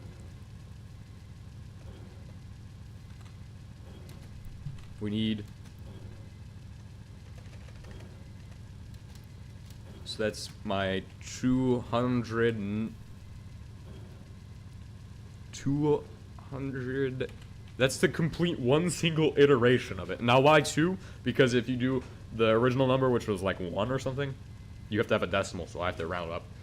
Because there's no such thing as a decimal when you have actual fluids. We need to have this amount.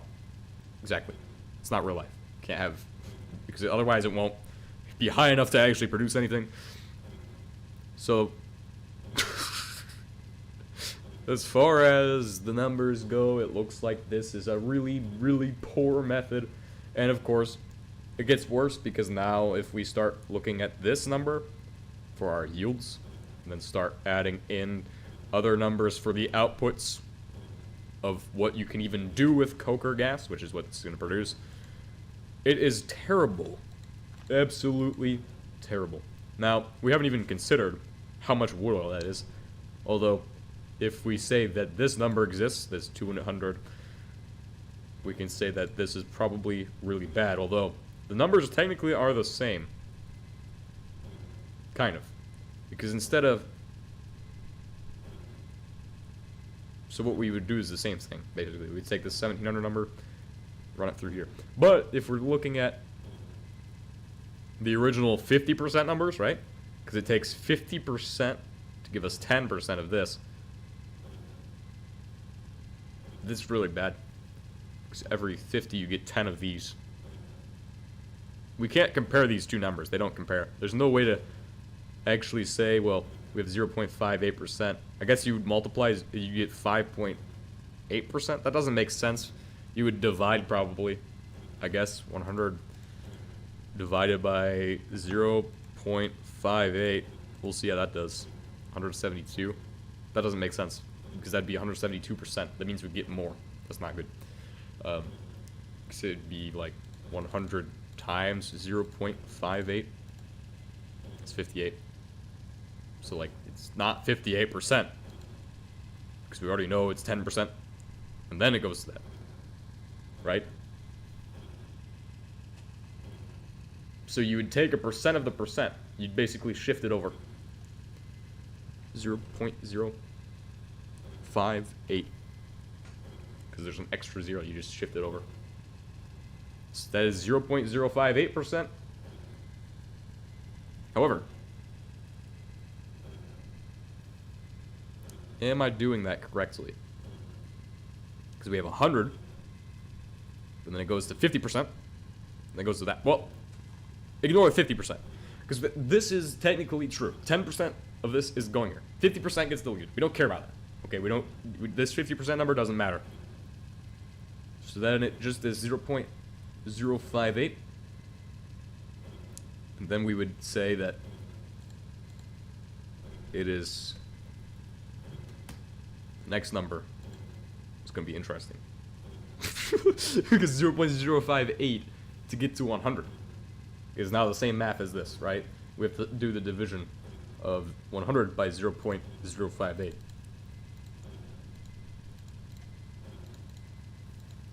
Which gives you 1700. That's not... That would... It does need to be a larger number. Also, that gives... Wait, that just says that, yeah, it would be... Okay, but this is technically correct, because your yield is going to be this number. Like, as far as if you run this, you're getting a 0.05% yield for every run of aromatic hydrocarbons out of wood oil. You get 0.058% yield through the coker.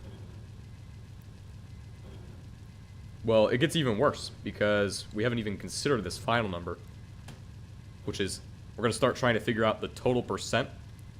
It goes, and remember, this 2,932 number is insane. Now, if we try to figure out,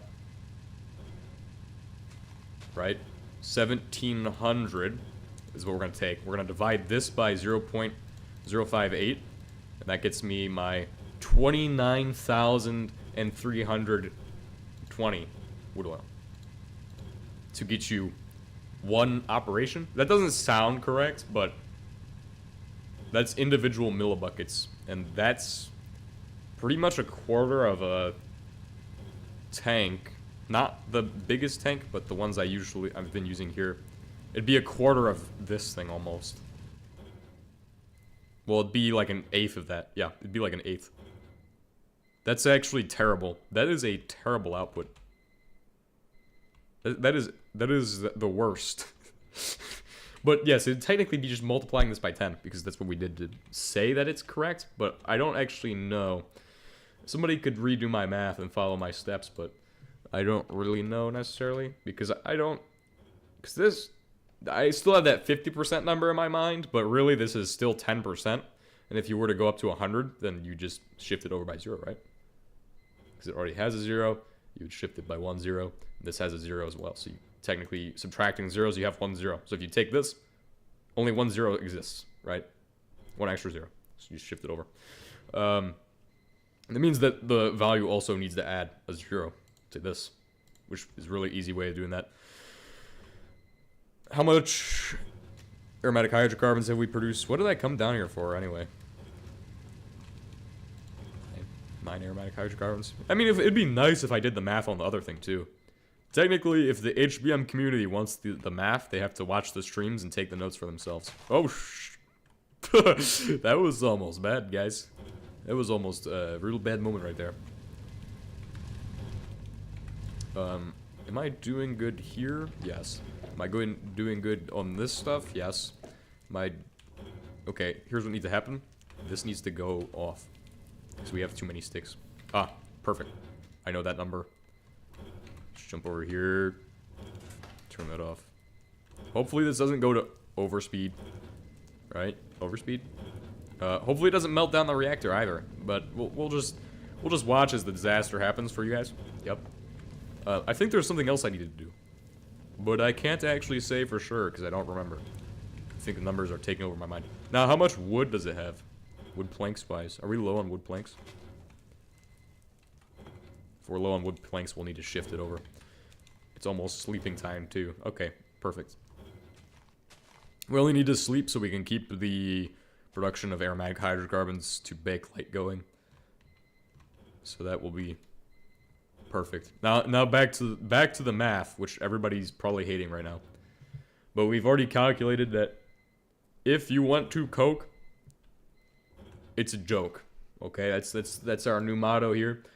If you want to coke, it's a joke. But anyway, so this is the amount that it takes in percentage. If you have 10, you have 0.58% of this number, and then it takes 29.32 to get you to an actual 100% of that number. And then if you have 100% of that number, you only get 10% out. So remember, this is always going to be 10% fluid output in the coker unit. So then, this we can say is 10%, but that's not going to go there because that's the amount it takes per each. So for wood oil, it'd be different than aromatic hydrocarbons, obviously, because you have to shift it over by a 0. So, but we already know what you have per, so we already know the outputs. Okay, that's what I'm at. And if we already know that number, let me go find you all something interesting to watch while I do something absolutely terrible that is absolutely bad for YouTube, but hey, because it's boring. Here's a great view of the sunrise on the moon. Let me go ahead and Windows out of there. Yes, Windows out of there. Absolutely great. Now, I guess because this number is here, well, we don't even care about these numbers. These numbers don't matter. Okay, we know that those numbers matter if you only care about the amount it takes to make this. So if you want to make it with wood oil, it's taking you 29.30. It's taking you 2,000 or 29,320 to get to the 0.58 or to get to the 100% of 1,700. Terrible. And that gives you 170 coker gas out, which is really probably even less. It's 10% of the amount that you put in. So how do we figure out what this is going to be of this? Now, if we say this is 1,700 because of the extra 0, that can be pretty useful. Okay, so we can say that that's 1,700 wood oil now because of the extra 0. Because of my mind is working at peak capacity. I am what they will call smooth brain, I guess, now. I don't know, actually. But some may say I are a genius. 17,000? So now we have 17,000. And whatever we do with this number, we can just shift it by zeros. Which would mean that now we can just figure out... makes it way easier now that I think about it this way. This would be 1. So then this number here is 1 unit. We'll just say it's 1 unit. Actually, we can just say... coker... 1 coker operation. right? One coker operation right there. So that's how I'm going to do this graph now, or data. This would look better in a spreadsheet because then I can tell you what each number means, but we all know what each number means because this is like your totals. Also, for anything that doesn't actually exist, this is your, technically this would be like your inputs and outputs. Because 1700 wood oil isn't technically an input, but it would be. So we'll just say that the coker is right here, and we'll just put 2 spaces there, and then we'll just say inputs and outputs. Or we could just do IO, because everybody here knows programming, probably. That's a 0. I/O. And then, of course, that means that this is 5% of this. Well, 5% of your wood oil. Though it's actually smaller than that. That does not make any sense. But you could say that if you multiply this by, if you were to remove the 0 here, because that's what you'd be doing essentially, means it's technically 5%, 5.8% of your original aromatic hydrocarbons. Which we now have numbers that make kind of sense. So that means now I have 5.8%. So each of these numbers corresponds to this thing.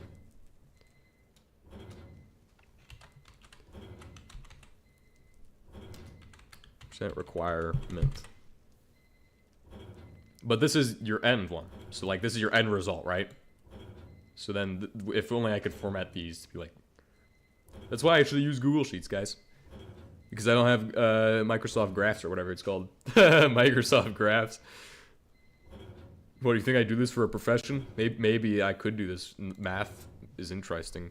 But then also, how many units does it take to make this? That doesn't make sense, though, because... Right? That makes no sense. 293.2 doesn't matter.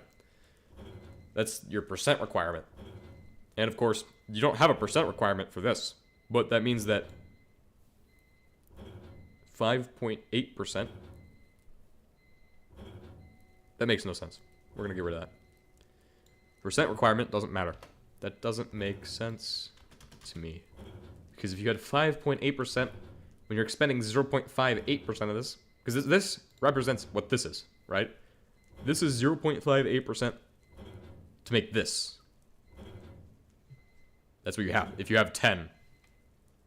So, if I do my math correctly, which I probably haven't, I need to add another layer to this onion.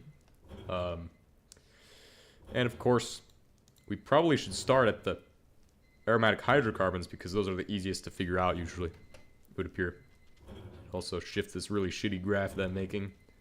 But these two numbers cannot actually be quantified because these are not the total amounts. These are just how much it requires.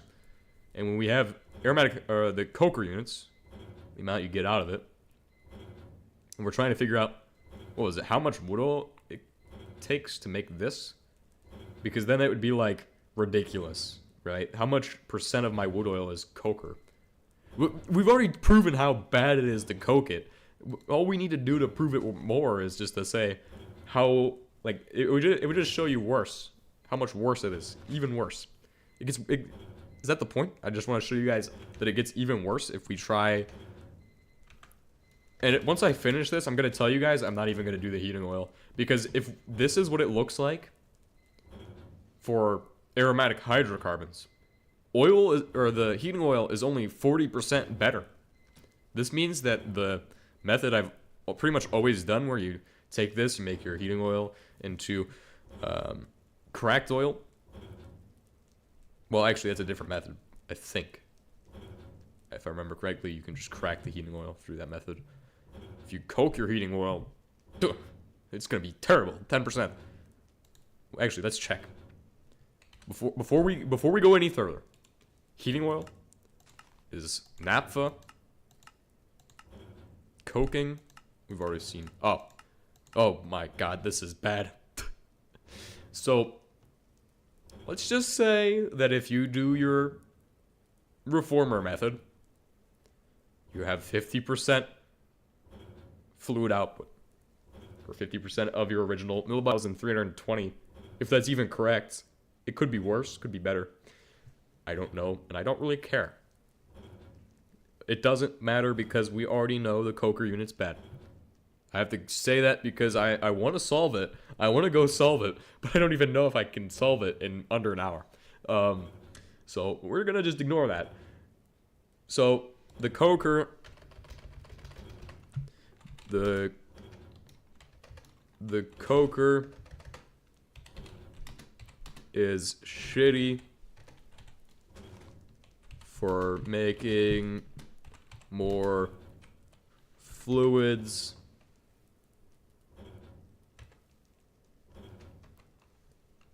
Don't use it. Okay, cool.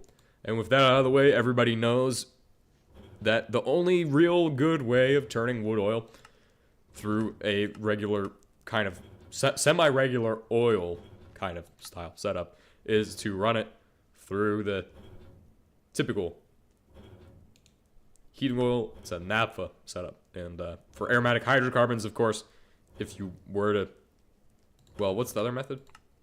You either coke it. Well, we didn't check if aromatic hydrocarbons have other methods of being processed. And I really hate aromatic hydrocarbons because they don't really have that many methods of being processed. Now, there's ways to get rid of them. And we'll go over those in a second, because that's an important part to consider, is how you're getting rid of your aromatic hydrocarbons, because, of course, if you have an abundance of these, it just clogs everything up. So, yes, you get 10% of your original yield, and obviously the radiolysis machine exists. Now, if you want to get rid of 100% of these and be 100% sure without doing any extra math that you're getting rid of them, just put them to solid fuel production. However, we want to know how to make them into other byproducts, which is technically possible in the James 2H4.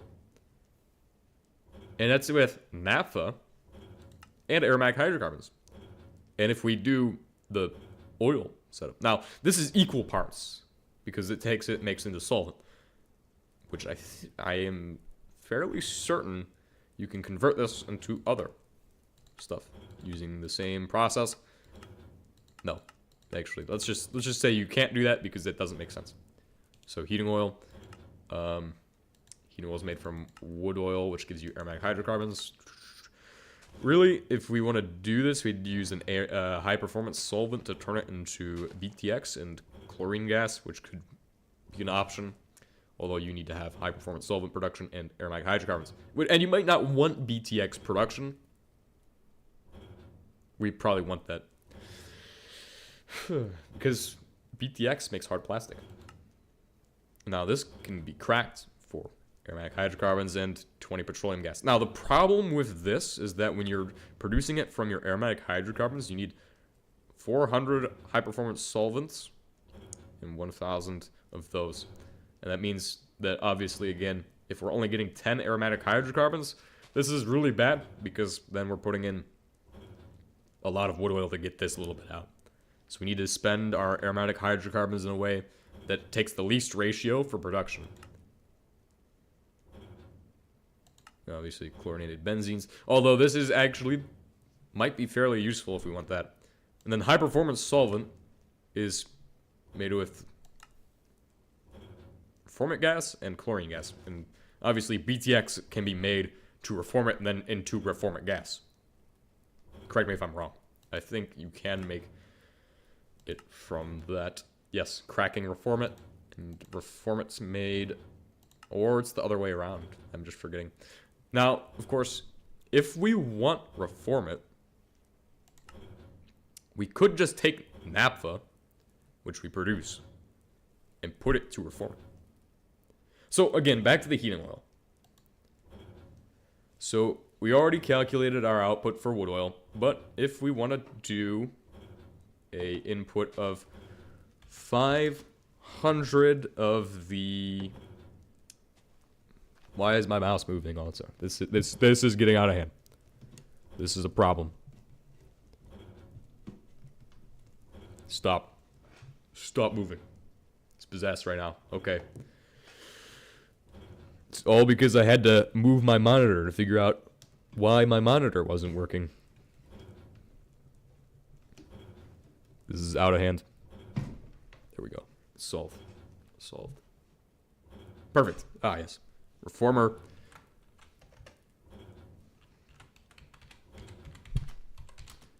I mean, of course you're going to be losing some, any method, but I don't like that, I don't really like the whole...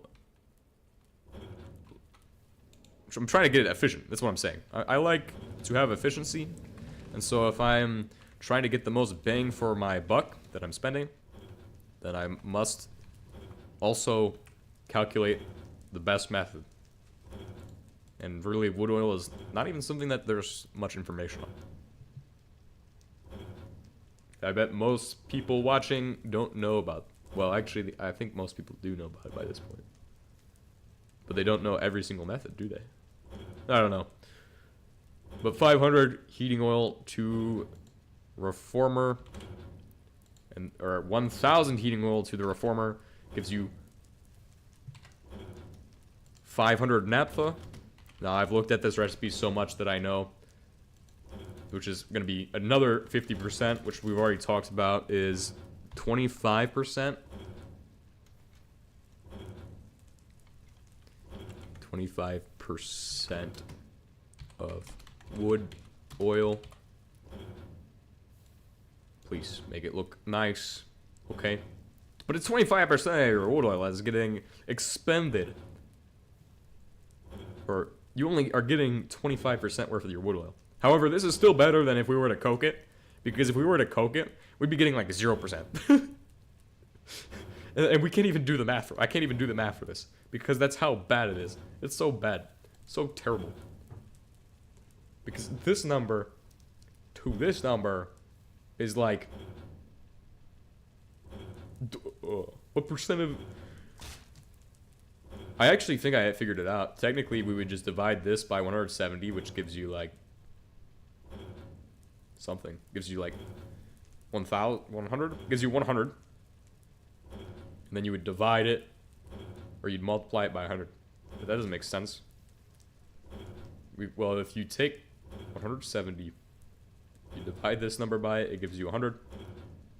Maybe it gives you 10. Because 100 times this would be... No, it would be 10. No? No, it would be 100. You had 2 zeros. Okay, we're not going back to that number. Those numbers don't matter. Don't focus on those because we know it's already bad. Okay? We already know it's bad. It's time to say goodbye to the coker numbers because they are stupid. And they keep getting in my mind. 500, and you also get 150 PET gas, which, I mean... We've already discussed that in a lot of these oils, you're not, like, getting, like... It kind of seems like it defies the laws of physics, but it doesn't really. It's, because the naphtha's heavier than heating oil, probably. It's a good way of explaining it.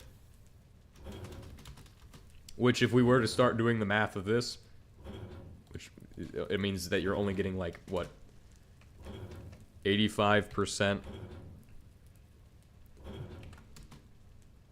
Then that's your output from the reformer is 85% total, and then your 25% is going to be, we're going to add up all the percentages. It's because this becomes like 30%, if that's 85%, or this is 25%.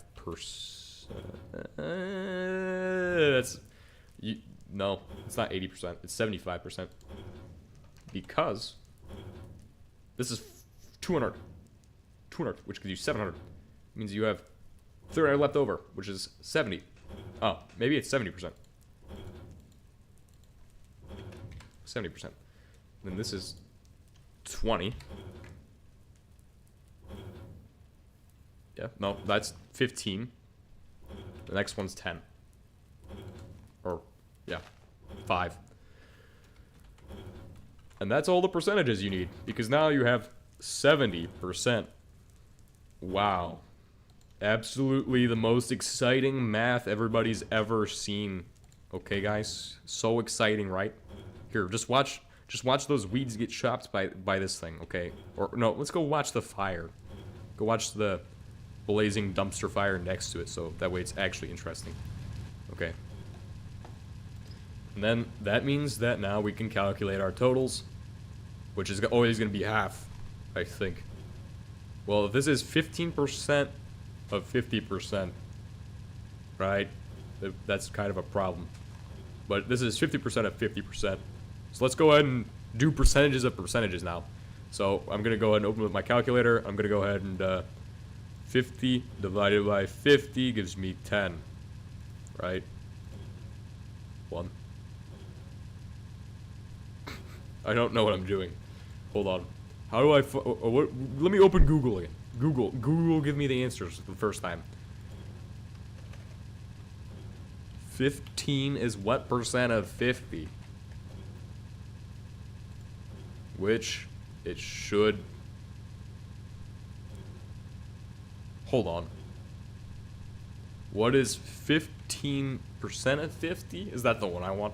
Man, this is too much to select from, but I know these are all pretty much the same thing, just in different ways. 15 is what percent of 50? Wait, I don't care. 15 is not a percentage of what? 15 is percent. What does this one even mean? I'm confused. It's like the same as this one. What is 15% of 50? Yes, that's the one I want. There we go. Trying to calculate 7.5. Ah, there we go. Wait. 7.5. I mean, you could just multiply 15 by 0.75 then. No. Okay, just 15 times 0.75 equals 11.25. 15 times 7.25, 108? That doesn't make sense. Divide by 50. Just keep doing it until you get to, just play with the numbers, man. Play with the numbers. Yes, human computation. Well, at least we know it's 7.25%. I don't know how they came up with that number. I don't really care. I think they're pretty close to what the number actually is. So this is 7.25% of your wood oil. And this is 70% of your heating oil. So this is the amount of heating oil that's going into this. The amount of your outputs are going into this. So 7.25% of your oil is going to become petroleum gas. Your wood oil, okay? In this method. Or, in other words, 15% of your heating oil. Ooh! Now we have actual numbers that mean stuff. Now if we do 5%, it's probably just... Let me figure out how to do it on my own so I don't have to rely on Google. Because I hate Google. I hate you, Google. But, so the solving our equation for y, 15% times 50. Oh, okay. So it's just saying, basically, you multiply and then, wait, what? What does it do at the bottom? What is it doing at the bottom? Hold on. Let me reorientate myself. The bottom, converting the percent to decimal. 15, what? Is y our percentage? 15% times 50. We're wanting another percent. Well, it will technically be another percentage. Because 50 is the percentage as well. Then if you were to do P, which is the percentage. Okay, so you would do 0.15. You would also multiply it by 50, so the original starting number. Which I don't understand why that would work, but I guess it does, and somebody could explain that to me later. I don't actually have the mental capacity to understand this knowledge, but hey, I'm gonna say I do anyway. So then the 5% does this isn't the same way. So you would do 5, that's 250. I can already tell you that's 250. And then you do, what? That doesn't make sense. So our 15% times that. You would multiply 15. Oh, you convert to a decimal first. 15% is divided by 100. That gives you 0.15, right? Then you multiply that. Oh, okay. So then it'd be 0.05 times the wonderful magic number 50. I love how that just stopped everything. I was like, what is going on? What is this?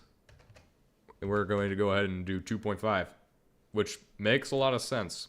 Which means of your wood oil, your total's like 30%.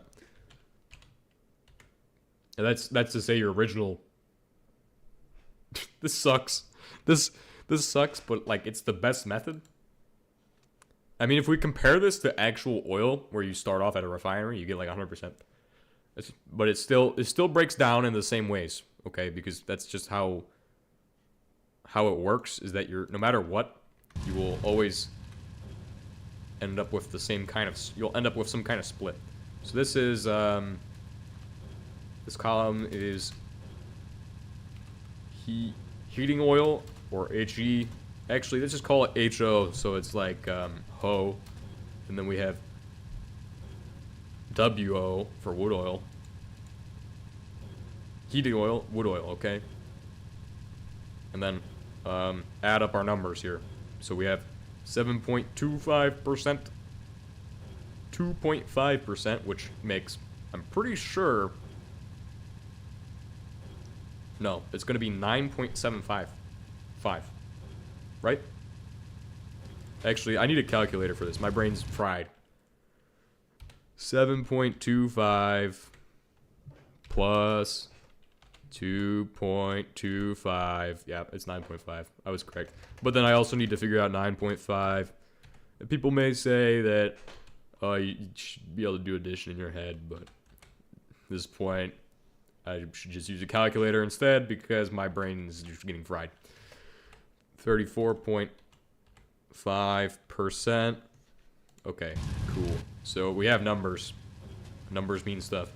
And this means that 34.5% of your wood oil goes, or you're getting that much is worth of your wood oil. So, of course, wood oil is useless, like I've said earlier. A key point that we're going to add at the bottom is that wood oil is useless, but super easy peasy to make. And I'm literally doing that right here. So that's just proof of how easy it is to make. Absolutely ridiculous. And of course, then you could technically take these percentages to figure out how much, if we took a percentage of this, it could be like, well, 34% of 256,000 means that I have this much output of this substance. Which is why all these percentages are kind of useful. Kind of useful. But then it becomes layered percentages, right? Because now we have these products. What can you do with those? And we're going to start with the heating oil percentage, and then you would do your wood oil percentage, which is to say you take a percentage of your heating oil from the wood oil. So we're just going to try to layer them so it makes sense and it's easier to do in my head. I think it'd be easier to just take a percentage of a percentage than do what we did with the coker unit, where we didn't do that and we tried to math the way out of it, which is the wrong way. See, math is all about doing it the easiest way possible. Because if it ain't easy, it ain't cheesy. But now, let's go ahead and let's square out the things that are useless. Square out? I don't know. Let's just go ahead and say what's useless, what's not useless. We're going to start off with the useless one. Has no reasonable. Actually, I take that back. That's actually used in the reformer, or the... Okay, so if you do desulfurization, that's where you're going to use that. But nowhere else are you going to use that. So its only use is desulfurization or rocket fuel. Cool. Well, now that everybody knows that it's practically useless. Actually, let's just say practically not useful we'll just say most of the time not useful. Because word spaghetti makes people upsetty. This is about numbers, right? We're numbers people here.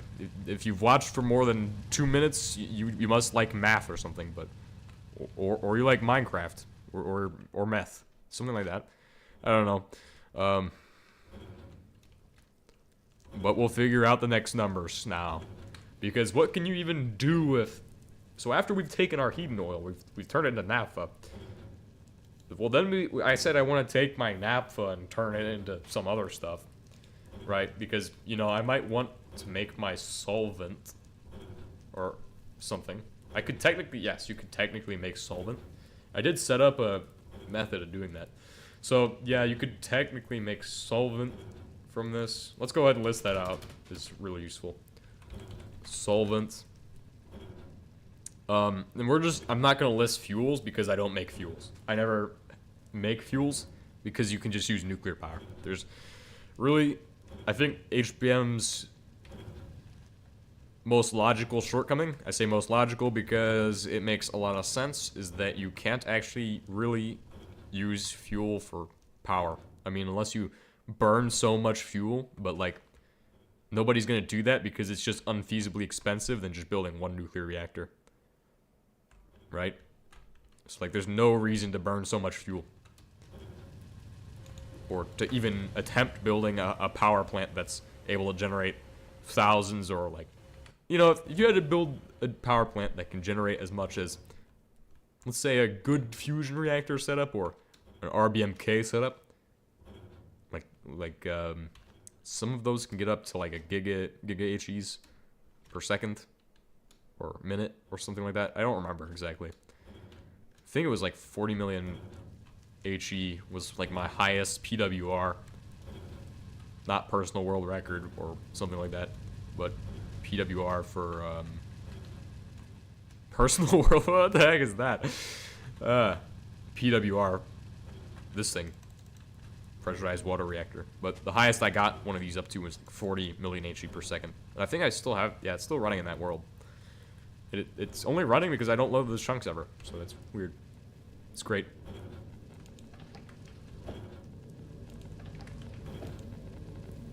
Oh, we're still good. We're still golden on this thing. It's not even close to toasty, bro. I don't even know how it's gonna last so long. It's because we're running, what is it, MEP instead of HEP? We might be cursed to constantly use that because of how terrible of a fuel it is. That fuel absolutely sucks for powering these. I'm gonna be honest. Okay. Well, back to the numbers games. So, of course, you can use it for solvent. We also said that naphtha can go from heating oil, right? So heating oil produces naphtha. Then you just reform it again for reform it. Oh, look at that. But wait, why wouldn't you want to do this? Because this is, again, cutting everything in 50%. So let's go ahead and put this down on paper. Just so I can remember for later, because yes, it is actually valuable for producing my reformant. Because that is useful. We'll get to PET gas in a second, because petroleum gas is probably the most useful, especially because we can use it with my aromatic hydrocarbons again. But the priority should be based on things that I want the most, okay?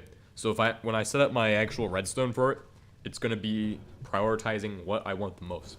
Because odds are I'm going to be like, well, I have this option to make it into this. But if I have too much of that, I can't do that anymore because I don't want to do numbers for every single thing to make it to where it's always going to be the perfect quantities going in, which everybody knows is impossible. And the reformer recipes, by the way, are also going to be the same. So it's literally 500.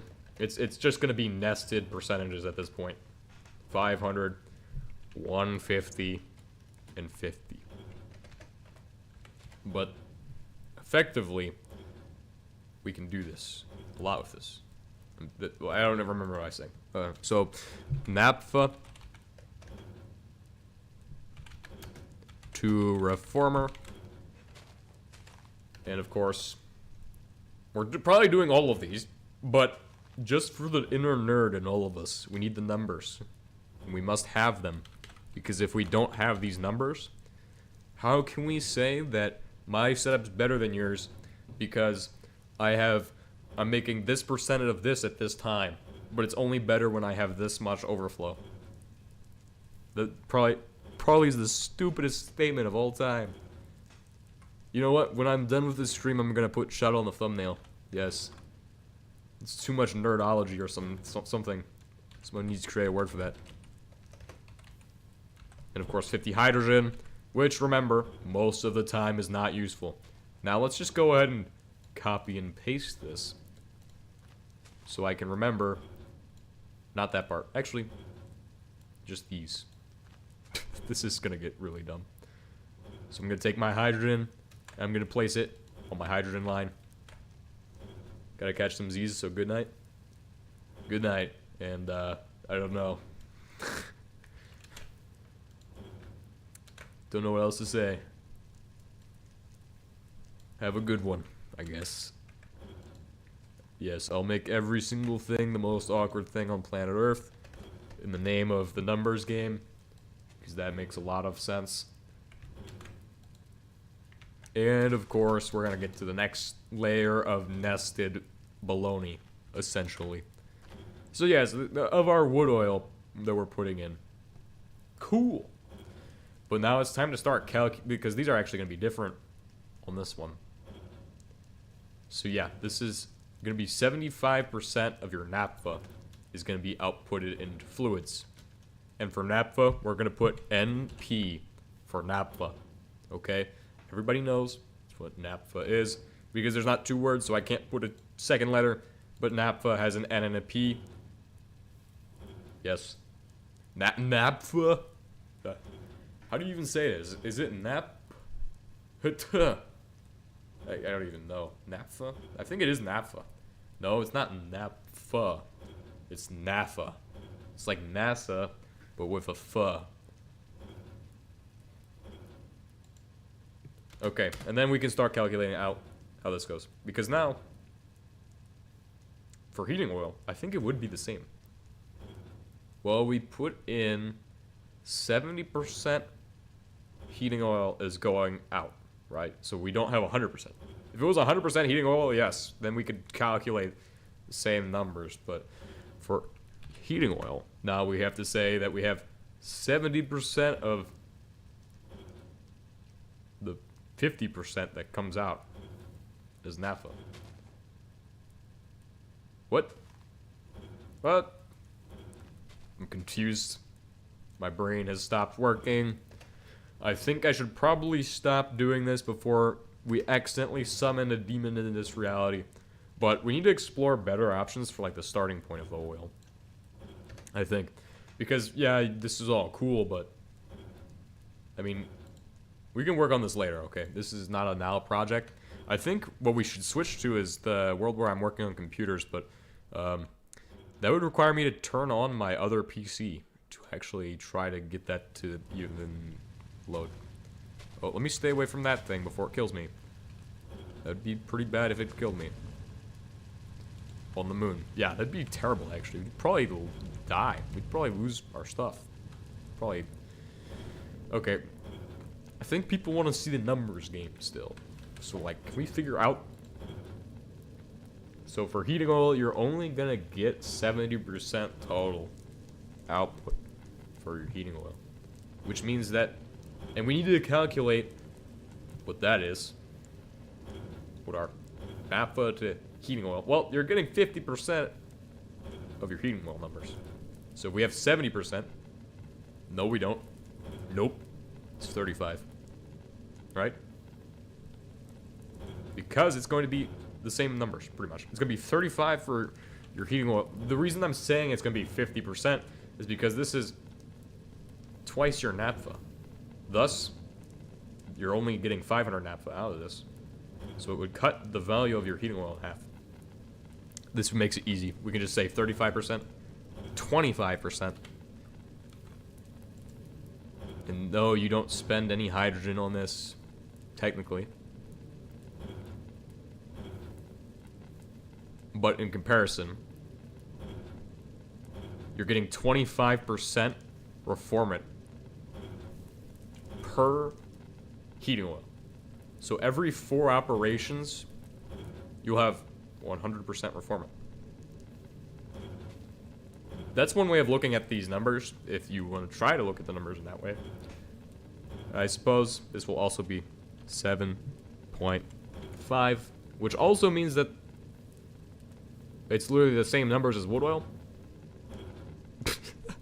This is actually, well, cool. We're just rounding that one up because that makes the most sense. You can't have anything rounded down in this, so like it only makes sense that it's 35. So we actually now have numbers that say the exact same thing that we said before. It's 50%.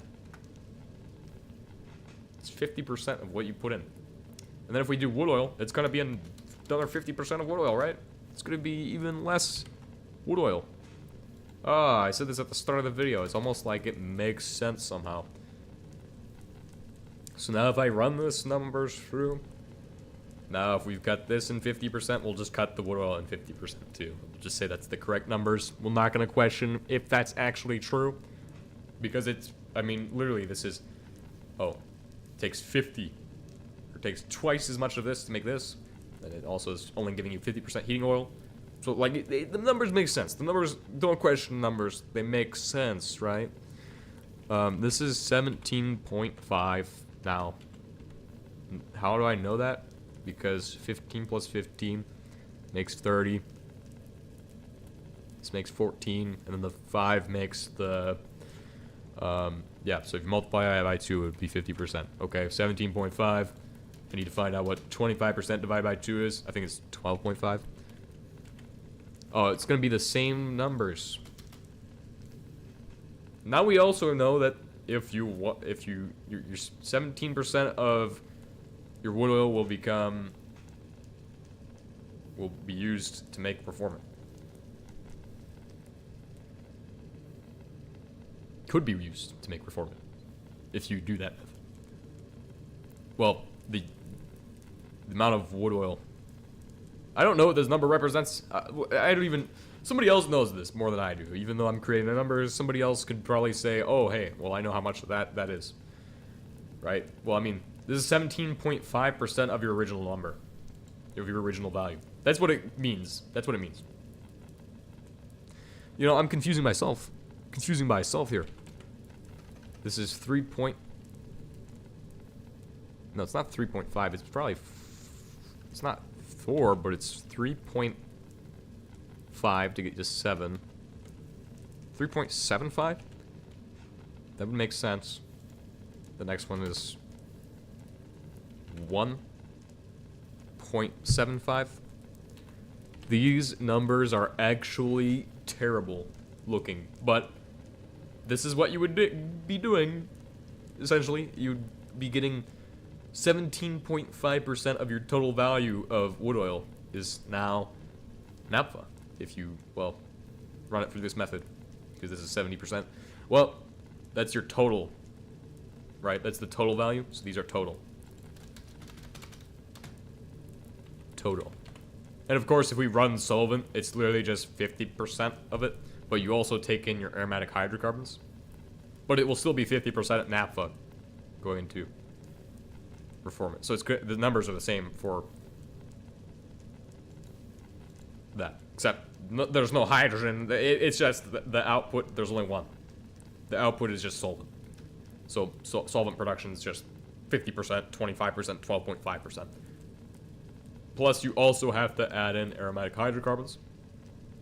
So I'll go ahead and put down solvent production in a second. We just need to make sure that these are noted as totals. Let's see if anything needs to be fixed. If anything's not running. This guy's not running, but it's fine. Do we have oxygen? That was something I thought I needed to check earlier, and I just didn't check it because I forgot. Liquid oxygen is good. It's always going to be in there because that's for rocket fuel. And, of course, we're running out of oxygen right now. Why? Is this guy just not keeping up? Is that the problem? Oh, this guy's not running. We need to run copper crystals through it. Well, how's he not running if it's got this? It's like almost like he has copper sulfate. I think we need a faster method to dump hydrogen because it's causing us the problems that we need. Like I said, hydrogen is effectively useless. So, I'm just saying, hydrogen's pretty useless, right? Like, I'm burning hydrogen for no reason right now. Also, this only outputs when it's full. Is that the issue? It's full of hydrogen? Oh, it's just not fast enough. This is great. I love GTNH, guys. I love GTNH. Except this isn't GTNH, it's HBM mod. So, suck it, nerds. Let's go ahead and figure out the actual numbers on the other thing that I was gonna say. So for solvent production, you take 500 naphtha, 500 aromatic,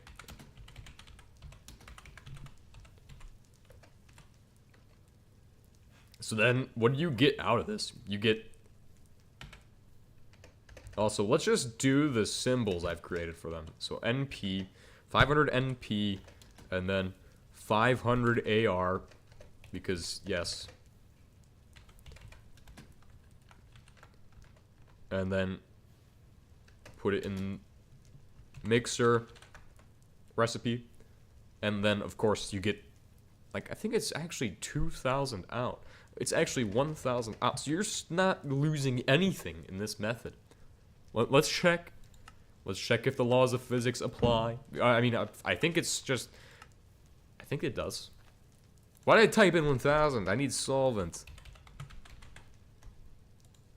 Solvent. And then you run 500. 500, and you get 1,000 out. Which is, what does that mean? It quite literally means what it means. It means you're getting more out per naphtha. But then you're also spending this. So essentially, what we can say is that it's 100% efficient. And let's go ahead and start by measuring our naphtha, which we're going to do here. 500 NP, 500 AR, and 500 solvent, since I don't have a symbol for it yet, which literally gives you the exact same amount out, because this is the one you need to consider, right? 1,000 solvent is the one you need to consider, okay? Because 500 goes into 1,000. So if you were to consider it, it's 50% of your solvent is naphtha, 50% is aromatic hydrocarbons. However, that means 100% of your naphtha is used and 100% of your that is used.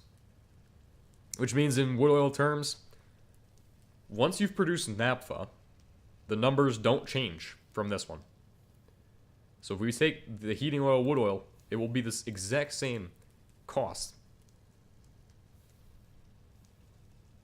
So this method, we can just say, is going to be 100% efficient. Or, well, the HO and WO say are 100% are the same as heating oil reformer,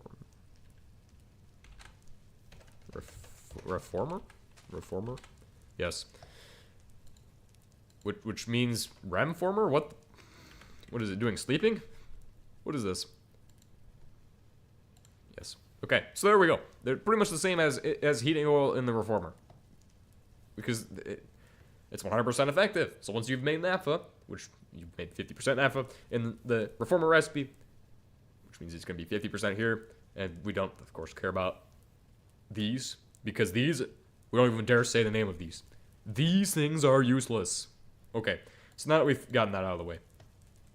Of course, hydrogen is useless. So 1.75% hydrogen, goodbye. Don't need it. I mean, if we start adding up the totals for this, like you have 3.5% hydrogen output, which is stuff you didn't have before. Add up all your hydrogen percentages so you can be like, oh, I'm making this much hydrogen, this percentage of hydrogen. I'm making 300% hydrogen right now.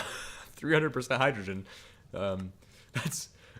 It sounds like a lot, but technically if we had enough percentages, like right now, if we add, we could add our reformant.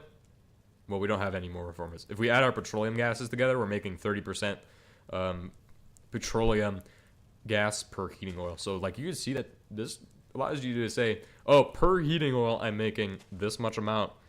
And, well, actually, no, I'm not making 30%. It's different. But, yeah, you could add them together. As long as it's the same starting material, heating oil, right, is our starting percentage, we can add together each layer of the onion. Is this just 7.5% compared to the original heating oil recipe? I actually am just losing my mind. These numbers are going to drive me insane until I figure out exactly how this works. But apparently I'm printing out the numbers we need in my mind. Just printing them out. Oh, I'm burning now. Do we need sticks in here? I need to check this every so often. Oh yeah, we need sticks. Okay, that was fast. I'm surprised it was able to do that so fast. It's also running on recycled oxygen right now, which is perfect. So, we're gonna do some more math. Right? Everybody loves math. And, so we now know what we can do with naphtha. What we're gonna do with petroleum gas. We haven't gotten that far yet. But effectively, with the 300 petroleum gas I'm producing right now, if I do it this method, if I go, I'm gonna just do 2 reformers, and then I would say, if you need a solvent drop, that would work, but we can just run our petroleum gas to make the bakelite production. Or if you want to input sulfuric acid, but the idea is self-sufficiency, right? Unless you have a place where you can input unlimited quantities of sulfuric acid, which we don't have on the moon. That's no bueno for the moon. But you could technically also, if you want to increase your hydrogen output, you could reform it again and get yourself unsaturated hydrocarbons. Although on the moon, we have an abundance of these underground. But if I want to make rubber, I'm going to probably want this method. Which means that I would take my... And of course, if I'm doing these methods right here, which I'm going to go ahead and say are probably the ones I would do, we can then go ahead and say PET gas. Yeah, we'll just put PET, right? How much is it? 1,000 PET. That's 100. But again, 1,000. And this one probably has the best percentage yields for reforming, looks like. 850 millibuckets of that. 850 UNS for unsaturated. And we have 100 RFM for reformant. And then for hydrogen, we're just going to put an H. Yeah, 50 for H. And of course, that actually is still giving you 75%. No, maybe. Yeah, no, that's actually 1,000 back. Your returns are going to be 100% on investment. So if you run reformant gas through there, or run the reformant gas process, your returns are 100% because you add these all together. 150 plus 850 gives you 1,000, and that's the same starting number. So there's no loss, okay? With the naphtha methods, there was a loss of 100%. This means that for your PET, you're getting 100% returns on your PET. So then, that means that 850%, no, 85%, 850%, no, you just remove the zero. 10% reformant, and 5% hydrogen, okay? Which then turns out into the naphtha terms, because we start with 75% of your naphtha, it's going to become 30%, okay? You cut it down because, of course, this only gives you 500. Oh, wait. No. And this is, of course, saying the same numbers are going to be for naphtha and the HO. So when we calculate out our naphtha, we can just copy over the numbers for HO. Because you could technically put in equal parts. So any amount of this that goes in, it's going to come out the same amount into here. So like it doesn't even have to operate at 1000. But numbers are like numbers. Numbers are numbering, okay? Essentially, the numbers exist, and yes. So what we're going to do is we're going to just say that if I take 100, I'm going to put my... So, yeah, it's numbers. Okay, we have 150 petroleum gas compared to the 1000 input of petroleum gas. Thus, we now have 15% of my petroleum gas, or it's 15% of what I need, technically. I guess that's what I'll do. 15% for naphtha, and 15% for HO. But that doesn't mean it's the yield. That means that's the input. Technically, 35% of your this could be inputted into this. That contradicts everything else I've been saying, though. It's contradictory. Contradiction. 35%. My mind is fried, guys. I can't keep going on these numbers. There's too many numbers to calculate. Because if I have 15% there, what is the rest of this? Well, I guess it's 15%. You would just copy the numbers that you get for those. So for my HO, I'm getting 15%.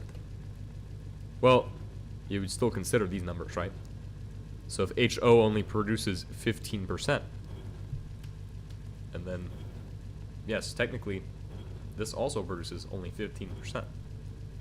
That means that I then take the 15% and I start trying to figure out what that is of 1000. Because that's my input. Well, it is only 15% input, but this is your total compared to your output. I guess it would be 85%. But this doesn't make sense. Just put 15%. Since we don't actually know what the numbers is going to be, I could just put 0%. And then for wood oil, that's the one that's going to be weird because wood oil, technically, from both of those, if we were to say, oh, wood oil to naphtha cost and the wood oil to heating oil cost. Actually, none of this matters. We don't need to compare the cost of any of these. Do we? I mean, we know that my petroleum gas, we know what that is. And we know that we're getting, this can be for somebody else to solve, okay? Because we know that we're getting 100% yield on our petroleum gas. Then if we are getting 15% on my naphtha and 15% on my heating oil, then the numbers also apply here. 7.25% of your wood oil can be going into petroleum gas, and 3.75% can be going into the naphtha. If that makes sense, that is the way you could say how that works. But I'm not going to put that on the paper because the paper is absolutely gonna be confusing if I start saying things that are just completely different. So then WO NP, and of course, not all of these numbers exist for the other forms of wood oil. But if we know that you're getting 85% return on your PET, it's safe to say that if you're getting 15%, you're getting 85% of your 15%, then you're getting so on and so forth, right? 85% of my 15% here is going to be slightly less. Okay. Actually, so for naphtha, for NP to wood oil, we're just going to do the naphtha one since it's probably the most relevant. But now I can actually think of that. So I can do 85% of my 15% here. Okay, so how did I do that before? I took, I can't even remember. I can't even remember. 85% of 15. What? 85. Wait. It'd be 0.15 times 85. Which gives you 12.75. Right? Wrong. Wait, maybe. Yeah, that'd actually be correct. Then you'd multiply it by, well, that's already perfect. Yes, 12.7, or it could be 0.85 times 15. That actually, yeah, that tracks. 12.75, same number. So we already know that it's gonna be 12.75 for my unsaturated. At that point, your wood is getting made into, well, if we could even take the actual number of logs and put it on this sheet of paper, essentially, but now I know my 12.75% is going into that. And of course, we don't care about naphtha because there's no naphtha input involved even. But also, yeah, this is the 15% number, right? Yeah, so it's only the 15%. Effectively, I can just say, oh, well, it's 15% naphtha. That's not true, though. Because that is 15%. Yeah, my brain's hurting because this stream hasn't even been space related. And I think I need to stop playing for now.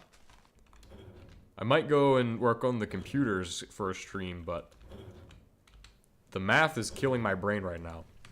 Like I mean, you can hop on if you want, but I'm probably not going to be playing for that much longer. Because I've just been doing math. I think I've lost my mind. The moon just made me lose my mind. Then I can do 10% of my... 100%? 10% of... Oh, wait. I remember how I did this before. 0.1 was my biggest fear. That my brain is dying from these numbers right now. Biggest fear... trying to solve math. Absolute nightmare. 0.10. It's 10%, and then don't put an X because that doesn't work.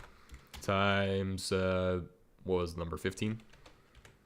Oh, so it'd be 1.5. That doesn't make it. Wait, no. It's 1.5. The next one's gonna be half of this. Is it actually half of this, though? I think I'd get that. If I did that in math class, I would probably have gotten that wrong. I don't know, but these numbers look right to me. Because technically, you just take the 15% of this. In general, I actually don't know. Like, I'm not really afraid of anything unless I'm actively being afraid of it. But I can't really remember that much right now. I don't know. Would it be 0.05? Yeah, it'd just be 0.05. 0.5 times 15, expecting the world's smallest, 0.75, which is technically half of that, so maybe I did get that math correct when I was in high school doing math. But yes, so we're only doing naphtha to wood oil for this one, So even though technically, if you were to swap that with heating oil, so we're gonna, actually I could just put in a column for heating oil. Everyone has a fear? Yeah, I do have fear, I just can't think of it right now. It's not because I'm busy, okay? It's just because I actually can't. Like, you ever get asked a question and then you just can't think of the answer even though you technically know what the answer is, but like, you know what the answer is, but like, can't even, I mean, I could say, I'm not scared of saying it, but I just can't think of what it is. It's like Alzheimer's. It's like, I don't know.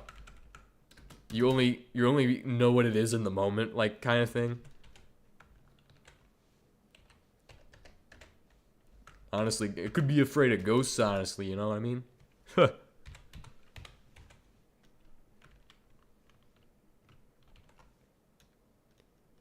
Not open to land? Oh. So what I'm calculating out is, what do I do? This one? Yeah. I'm just calculating out the numbers for this. For wood oil, to make the ultimate wood oil setup, basically. It's absolutely painful. And also, these numbers are shifted one block over to the right, which means they all have to be shifted back. So that way it looks the same. There we go. Okay. So yes, now I have a naphtha, now I have a heating oil. Well, that's just to say that the percentage of wood oil that you're using is different for each one. Because now I can calculate my wood oil one. So it's kind of nested. And then if I say, oh god, this is stupid. But now I have to do wood oil for this one too. So then there's 4 layers to this one. It's onion, it's got layers. Of course, now heating oil, what do we say the numbers were for that? So of heating oil, this is 7.5%. We're just going to copy that number here. Oh, so I'm just copying the number from the previous layer. That makes it easy.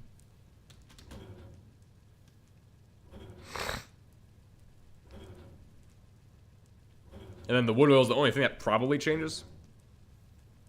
Well, yeah. Your wood oil for your petroleum gas, then, would be 7.25% for heating oil. For your wood oil, or for your naphtha, and remember, that's because this is the only reason I'm able to just copy them down is because this is 100% efficient for your petroleum gas. So then, my what's my next number? Oh, well, that's just to say that the next number is going to be whatever the value of this is. What was I doing? 85% of 7.5? Oh my gosh. Not this again. 0.85. And then I'm going to just do times 12.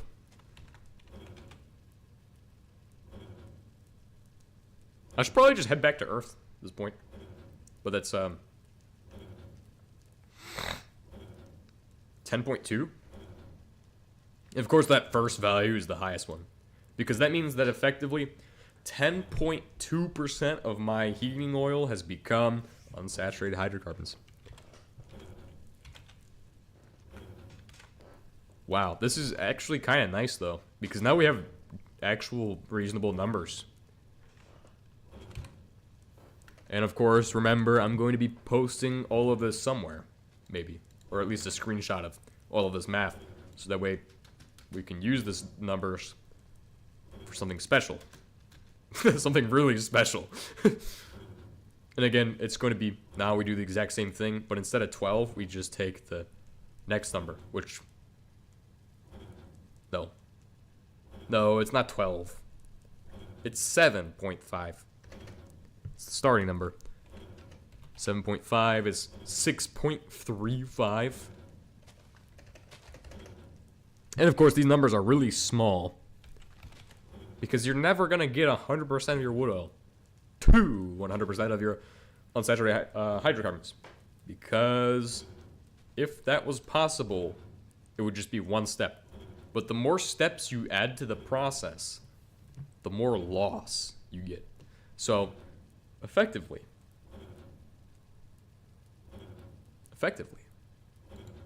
Wait, this is also the same numbers that I'm going to put on this one. Well, no, because it's considering naphtha. So it would be 12.5% of my heating oil. But that doesn't make sense. Because we're doing 0.85 on this row. Which is different from this one. But that's because this already considers this. That would be 50%, I'm pretty sure. 6.375 times 2 would give me the 12.5. No, it'd be 12.6. It'd be 12.7. 12.8. That doesn't make any sense. Because it should just be this number times the 12. It should be 12% of this number. Yes. Yes. Okay, redoing it. 0.12. This is going to be incredibly small then. We could do it right, or we could make all the numbers big. You know what I'm going to do? I'm going to just make sure that it's done right. To where it's all the numbers follow the same rule. And it's like 0, it's 0, or times 7.5. I mean, actually, that's 0.89. Which is a fraction. A fraction. It's a fraction right there of what you put in for your wood oil. That's going to be the smallest number. Because if we're taking 0.89% and taking that percent of another percent, then you can't really even say what 100% is. You can only say that you don't have a lot. You don't have a lot.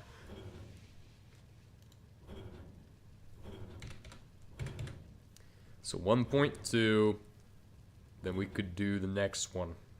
It's 0. It's a 0 first. This is terrible. That's terrible. It looks terrible, but it's not actually that bad. It's just bad because we're saying that the amount of heating oil that we have is now that much. Or the amount that we've used is that much. Well, the amount that... Yeah, it's just going to get smaller in conversions. See, every time we make a new layer, then... But this is to say that the amount of petroleum gas that we had made by this point is the same. And then, of course, we have 3.75 for wood oil. Because that's fabulous. And then, finally, the last one is 0.75, which is the smallest of them. I mean, how is this going to be useful? I mean, it's just to say that we can 0.075, right? Now I have 0.0562. 0.056. Which we're just going to say it's 0.05 because the next percentage is going to be so insignificant that the quantities don't even matter by that point. So you've effectively well, hydrogen doesn't matter anyway. We don't care about hydrogen because it's useless. Unless you're doing this, because then you could probably turn it into something else, but really the hydrogen doesn't even matter. But when you put this through, you got barely any out for your wood oil. That's because you only got 15% your wood oil to begin with. And then if we were to say, because technically we have 30% right now petroleum gas going into this. So if we put crunch the numbers, we're only putting in 300 petroleum gas. We're getting like something out of that, which would be 85% of my 300. So if I put in 300, put in 85% will give me my next number. So let's go ahead and see how that looks. Because technically the numbers we're getting are not 15%. We're not getting 15% for our naphtha. Well, if we consider this one, my numbers are getting higher, okay? Because we're adding 15% on top of that.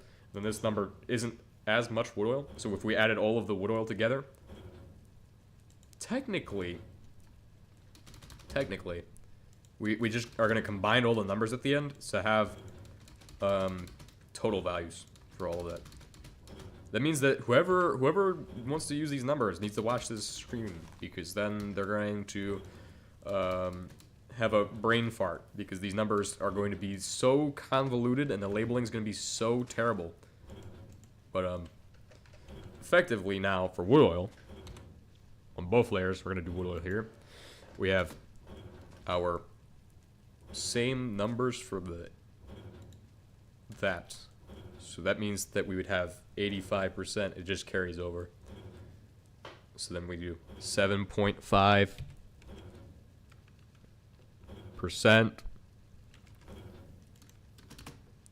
0.89%. Okay. And then we have 0.11%.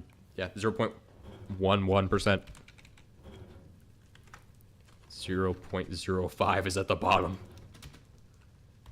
But again, 0.05 isn't that bad, because in total, we're going to have completely different totals for the output and for the other things, because then we have to add these, because that's how that works. 0.05%. So then if I go ahead and do my next one, which will be the addition of these, technically naphtha will remain at 15%, so naphtha is the final number. Then for heating oil, you have to add these two together to get the final number there. We have 3.75%, which we're going to take 0.89% of it. And of course, this is going to give me pretty much 0. Although there is technically 0. I mean, technically there is a decimal, which we'll put it in the final equation. No scientific notation or anything, because no, it's not worth doing all that stupidness for one number, okay? These numbers are good. They're percentages.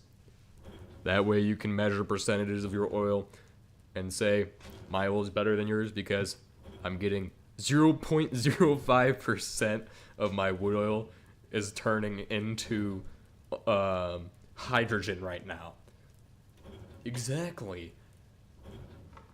And it does make sense that you're getting like such small numbers at this point, because if this is 0.05% of my wood oil, original value is already cut in half, which we already figured that out.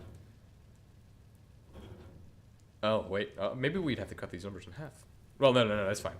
Aromatic hydrocarbons are also terrible, and I'm not even going to bother with them. So now we have 0.89, but then, of course, it's a percentage already, so 0.089. 0089? Oh my gosh. Oh no. Then we multiply that by my 3.75, which is not going to change. 3.75 gives me 0.0. That's not that bad, actually. It's just 0.03. I thought this was going to be the worst numbers, but technically, it's only going to get worse from here, guys, because the next one is 0.11. Oh, that's actually not terrible either. Ah, it's 0.04. Oh, wait. Yeah, 0.04. Oh, well, that's not even on this thing anymore, because I wasn't doing that. We're just gonna say for the last two, it's 0.01, but 0.04. Okay. Technically, there is this other stuff, but that's not even gonna be in the final consideration. And then the final number, 0.05, is 0.01.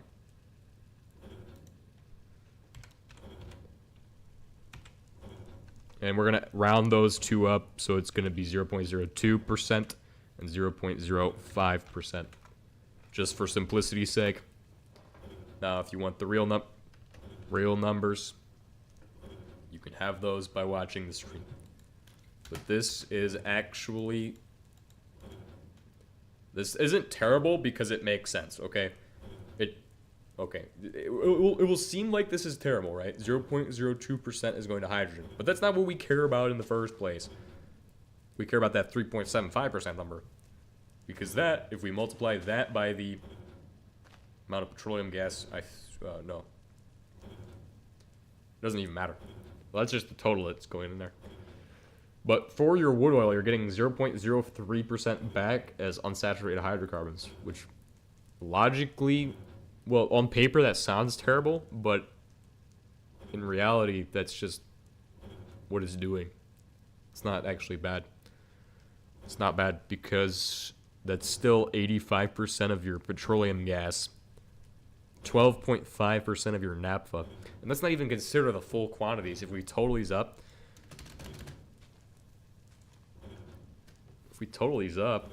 you have your naphtha, your NP is going to be like, what, 100? No, it's not going to be 100. It's still 15. Okay, naphtha is going to be 15. It's going to be the 15, the 12, and the pretty much the same numbers we just did. Okay, because there's no changing these numbers. These are just what it is, because there's no other values that go with these. So 12.5, and then the 1.5 right here, and then the 0.75. Now then, completely unassociated from that, so we're going to go ahead and put a space between all of these to represent that there is no relationship between this number and that number. Okay, there's no relationship there. They're not married or anything. Completely solo numbers. Unrelated. Not involved in any way in the production of meth. Okay, cool. And these numbers make sense. Okay, because then you take HO, which we now have to add these together. So now we're at bigger numbers because we have two numbers. Oh my gosh. And of course, yes. But this is to say that you have 15% of your... But this is like if you were to consider, oh, I'm doing both of these methods together, that gives you these numbers.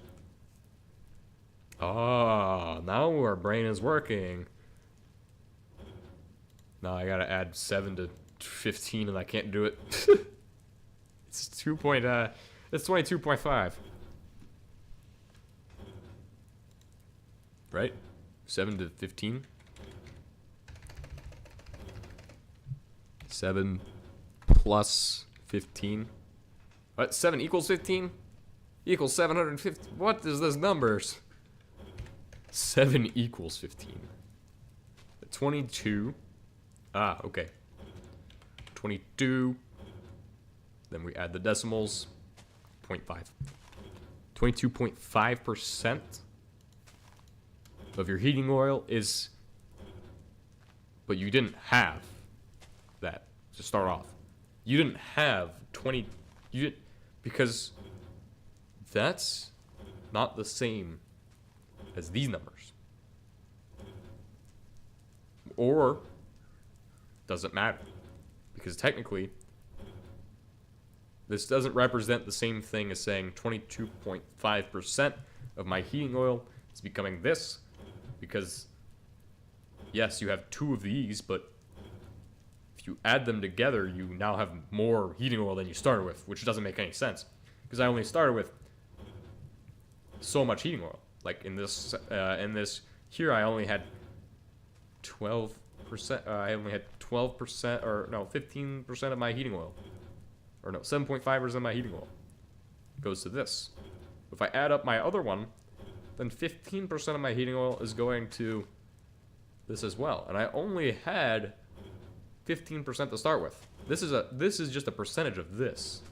If I add those percentages together, that doesn't do anything. Even though I'm adding these numbers together, the only numbers I can actually add together are not the totals. Because if you add the totals together, these totals don't matter. Because that's not what does. What does matter is that the top number remains as a resounding 15% on all of your heating oil. Your heating oil is only taking 15% to make that number of petroleum gas there. So that logically means that now with my 12.5% of this, I just add the numbers on the bottom. So I now have 12.5% plus 0.89.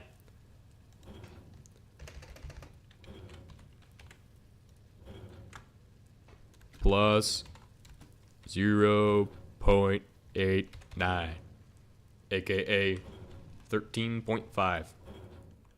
And I need this hemp so that way when our hemp inevitably runs out of oxygen and I get chopped in half somehow, oh crap, by that saw blade.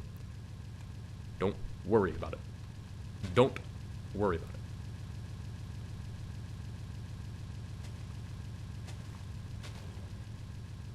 Since I am an absolute genius in doing math right now, I need all of this that I can get.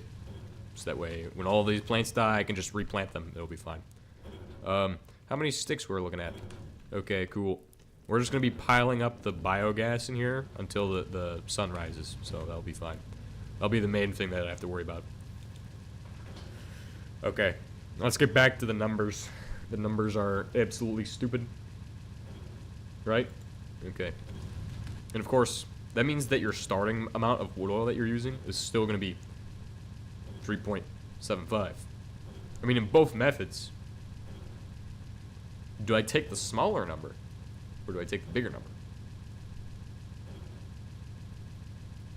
No, it's just going to be 7.5. See, here we're saying, okay, so you're spending 15% of this to make 7.5 of that. But then you're spending 50% of your wood oil goes to that. Because these will always cut it in half almost. Well, so that will give you 70% returns. Well, no. Your heating oil will always be 50%. Okay, now I'm confused. I'm lost in the sauce. But 12.5 plus 0.8 is so insignificant, right?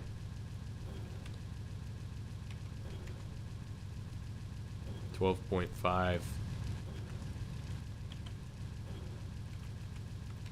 plus 0.8. It's 13.3. Oh, it actually is pretty significant.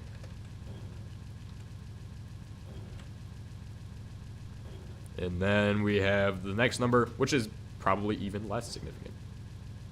0.05. Ah, it doesn't even make a difference. Where did I get the 12.5 from? What the heck? Oh, I got that from over here. What? It's... Stop that. Stop. Stop it right now. It's actually 0.89 plus 0.03.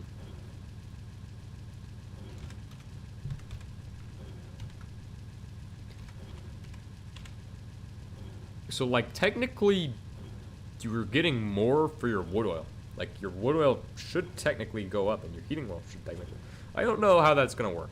Okay, these numbers don't matter. What matters is that for your each of these, whatever amount of this that you put in, okay, so we're getting, technically it's 15% of our naphtha goes to petroleum gas, and 15% of our heating oil goes to that.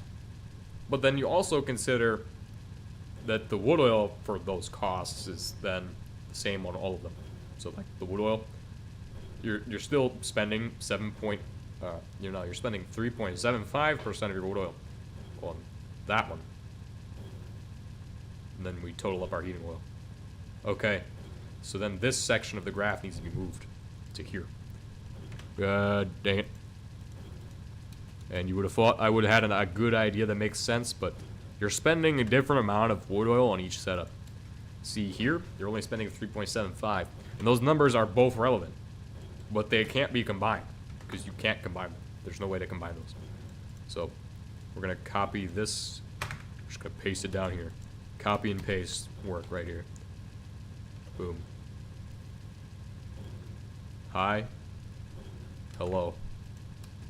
Welcome to I'm doing math until you die. That's right. I'm doing math until your brain explodes because today I just felt like doing math. I chose violence today. today I chose violence, and today we're doing math. And so now this column is just going to represent wood oil. The wood oil representation of what this even means. This is a combination of my heating oil. Then the wood oil, of course, I can't combine wood oil. Now I'm going to work on something else. Oh, I'm done with my Xernox in my world. Now I'm going to... well, it's good because I'm working on the math so you can figure out how to do wood oil the best way possible. Because I don't know why I actually want it. Well, that's to set up like the world's best wood oil setup on some other planet. 0.11, 0.03. Oh, that's actually just 0.14. Ah.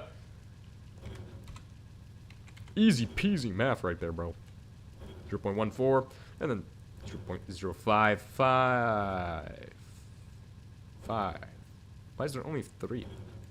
There's only 3 numbers here. 0.11 plus 0.11. The percentages are the same. What? Why am I adding wood oil to this number? I didn't see any wood oil. What, here? This used to be wood oil, but I don't really care about that because see, what sparked this was that I was like, well, how worthwhile is it to produce all of your coal coke from wood oil? And is there a good way of doing wood oil?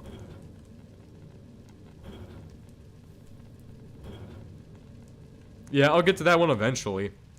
I'm just trying to see if... okay, so the ones I've already ruled out are coking. Because if you coke your wood oil, I'll just go ahead and scroll down to when I was doing the math. But you're not getting less than 10%. You're getting like... so like, let's just say you want to coke aromatic hydrocarbons, right? You're already getting 10. Like, you could just multiply this number by 4. But not this one. I mean, the number is going to be a little different, but the output will always be 10%. Okay, so that's already a turnaround for me. But then also the cost. So if you have 10 aromatic hydrocarbons, you have 0.58% of the 1,700 aromatic hydrocarbons you need. Effectively, you need to, according to the math I did, which I kind of am not really confident in this number, because if you did, well, this is just to see how many 0.58% you would need to get to 1,000, which is technically wrong, because it should only be 293.2. How do I know that? Because I didn't convert it to a decimal first, which means this one is that number. Nope, it's actually 29.32. So in 29.32 iterations of producing wood oil, you will produce 170 coker oil. In other words, it's bad. Well, that's what I'm trying to figure out. So far, what I've determined is that reforming is probably the best method, okay? Because I've looked at the start, you either coke or you do reforming. Okay, so you crack to get your wood oil into heating oil. But that doesn't include the method of cracking. Or no, let's check wood oil actually. Because you could technically coke wood oil. But again, like I said, coking only gives you 10%. And if you were to reform your wood oil, you get 50%. So wood oil will reforming is always going to be better than coking in this case. But of course, well, cracking gives you 50% return. Well, no, cracking gives you 40%. Actually, I take that back. So here, let me explain. So to coke wood oil, you're going to get 10% in a substance you probably don't want, which is coke or gas, I'm pretty sure.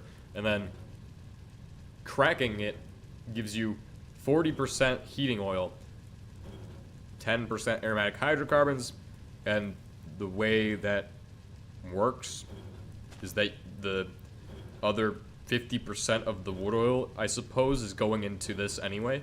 So the heating oil is heavier than the wood oil. But we take wood oil, and then we can also do a coking method. which isn't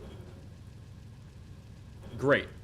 Like, you put in 3,000 and you get out 300, which is to say that it's probably not even 10%. Well, it will always be 10% because this is the same as saying if I put 1,000 and I get 10 back, or 100 back. So it's going to be 10%. If this was 1,000 and this was 300, it'd be 30%. However, there is a third method where you make tar, and what you can do with tar is actually turn it back into oil. Yes, well, actually, no. Unless you're running this, tar, sand, and bitumen, you have no way of turning that back into oil. Bitumen is probably your best bet if you want to get to oil, is to take bitumen and run it to oil. It's a straight shot because all you have to do is fraction this. Although, tar sand can be made from ore slab. So, theoretically, you can turn tar into bitumen. Now, the problem is it's going to cost you an outside source. However, this is going to be your best bet, I think. Because if you take 1,000 wood oil, you're getting 1,000 bitumen back. Which means, effectively, that you do have a decent method for getting a 100% yield out of this. Because now it's not even doing a wood oil method, you're just doing a bitumen method. And then from that, it's all down to the fraction. So we're already at 100% of our wood oil is going into this. Then we have 80% crude oil yields, which is actually way more useful than naphtha to begin with, because now you get to decide on what it's going to be. And 20 aromatic hydrocarbons, which I say are useless. But that's also the same as saying the 50%. Yeah, you just need a bedrock ore setup. However, what's really interesting about this is that even though you're getting 80% and 20%, that's almost the same ratio that you're getting per... Oh, well, this is 100% efficient, but this is only 50%. For naphtha, it's only 50% efficient. So with naphtha, you only get 50 MB of it output. So this means that this is the 100% efficient method to produce crude oil. And from there, you could just refine crude oil how you refine crude oil. This is the best way to do it. And then, of course, if we could take bitumen... Oh, holy crap. What is this? Oh, no. No. This is not even real. Okay. Well, if you have 100 bitumen, you put it into oil tar, and you happen to have tar sand from a bedrock oil setup. Well, what? Okay, in my notes,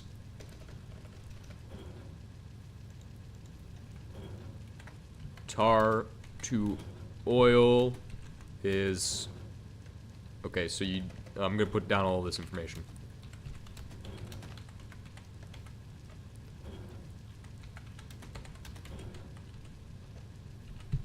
Tar to bitumen, 1,000 in and 1,000 out.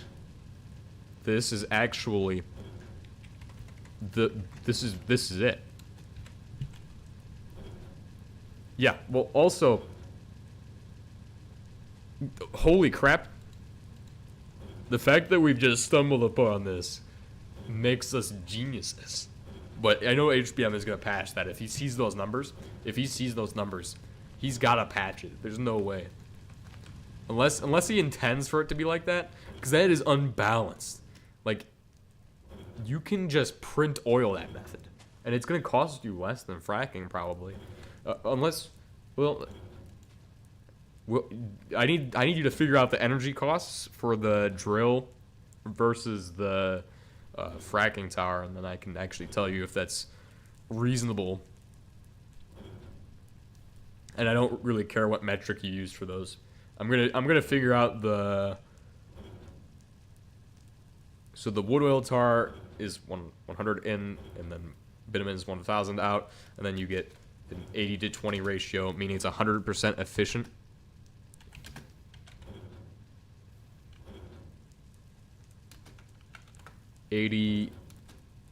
HO to. So with this setup, I'm actually running wood oil to I'm running hemp to biomass, and then I'm turning the biomass into aromatic hydrocarbons and stuff. So I'm not actually making oil this way. What I'm making is polymer bars, or like big leg bars. Basically, all you need to do is crack the biogas, and you have a 1-to-1 ratio of bakelite stuff. So you'll see I have 32. Oh, look at that. Exactly the same amount. So I don't have to worry about doing any fanciness with it. I do have to worry about these cows, though. They're all over the base now. But if I go outside and show you all.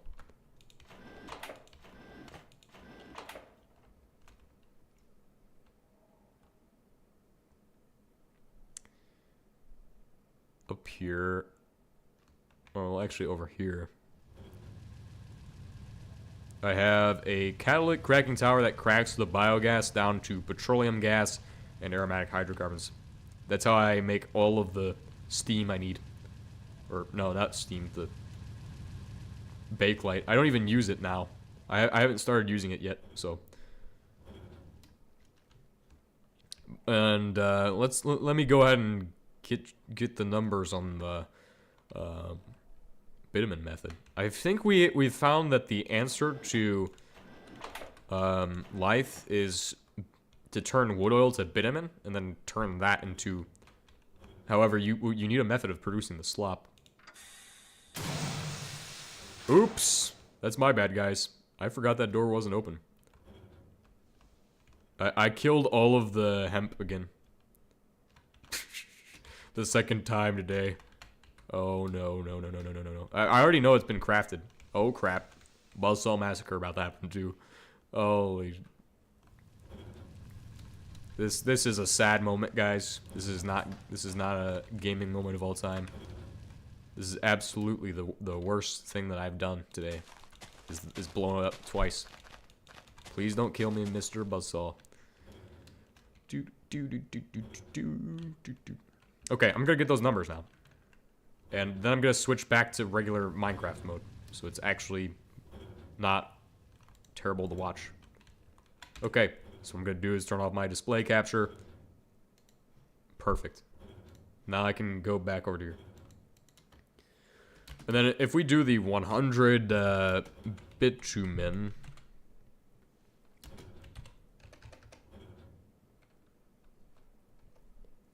And then that produces 1 tar. And then also, for the input, you only need 250 slop.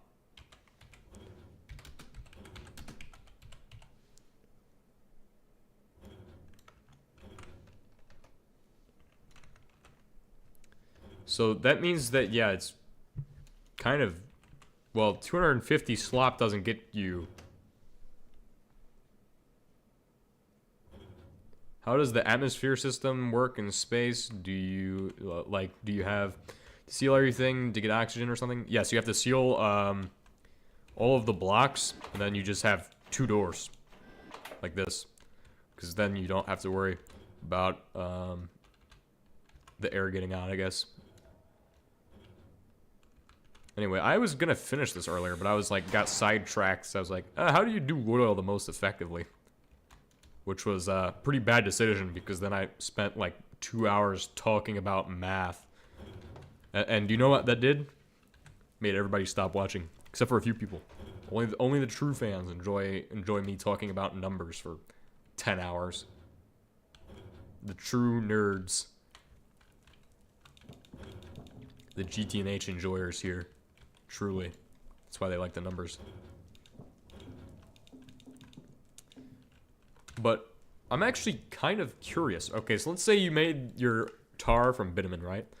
To get tar sand, you need 250 slop, which means it will take you 1, 2 iterations, gets you 2, 3, 4. Take you 16. 16 iterations, so there'll be 16 times this number. 16 times 250 is a lot of ore slop, if I'm being honest. 16 times 250 is 4,000. Which isn't bad, but that's still 16 times. Now, if you wanted to do that faster, because that means you need to mine 16 bedrock ore, right? There is a way to do it that I'm actively doing right now that produces twice as much ore for the same amount of time. And if you were to do this infinitely, well, you might just have yourself the method. I don't need any tar sand. I'm just theorizing about an oil setup that I don't need to make it. I don't need to. See, what I have for you though is plenty of excellent, and it's not just excellent as in it's excellent. It's excellent as in it's 2.21% excellent for light metal. My light metal mines are ridiculous right now. See, the Fortune 4 applies to the ore, so then it makes the value of it 2.21%, I think, or something. I don't know how that works, but I just know as soon as I put in those drill bits, it improved the amount of value that my ore has. So I'm gonna send back like 8 stacks of bedrock ore. Since I've been talking for so long, I produced this much. Alright, there's 5 stacks coming your way. Hopefully, soon.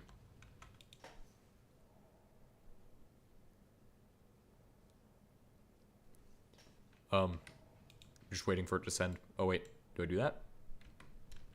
There we go. Perfect. I've had it send before when I didn't do that. It just works. So now I've sent you the bedrock ore. I'm kind of curious what you have set up, but I don't know. I don't know because I'm in space.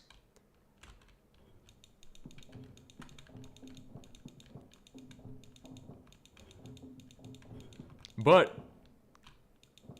I think the usage for that tar sand method is to turn your so if you were to do it for a bedrock oil setup, then you have a method of producing solvent and HP solvent autonomously without having any external inputs, which is something that we've struggled with because oh, you've been busy with the fusion reactor. I didn't even know we had a fusion reactor being built. Dang. Well, that's great.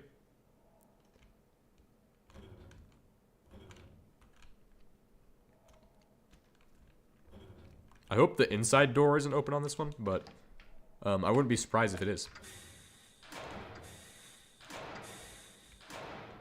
There's a... Okay, there's a cow in there.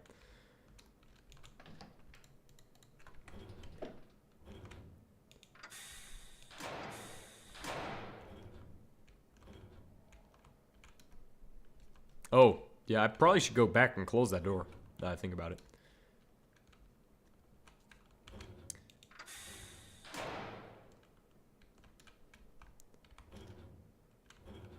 I guess, really, with oil, there's, like... I wish there was more ways to get it, but, like, there is a lot of ways to get it. There's a lot of ways to get oil. It's just, I think I wish there was more. Because I feel really limited still, even though I have, like... come up with 20 ways to make oil by this point. And... I mean, wood oil is a starting point for oil production.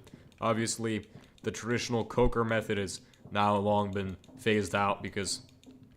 if you were to do a reformer method, you're getting 50%, or if you run the new tar sand method, you can get 100%. I don't like the tar sand method though, because it relies on the outside source. So I would say, for me, I would probably run the naphtha heating oil method, which really doesn't give you as many byproducts as the tar sand method does.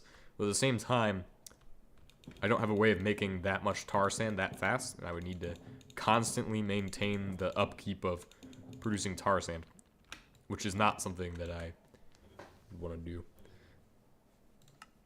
Because that only makes sand as a byproduct. If only there was another way to do this. Because that would be pretty interesting. Tetraethyl lead could be something. But wood oil, and then there's also coal. Coal oil. Which, I mean, we've seen coal oil before. It's fractionate, but maybe it's not so much fractionate. And then you can also drill it out of the ground as well. Which isn't bad.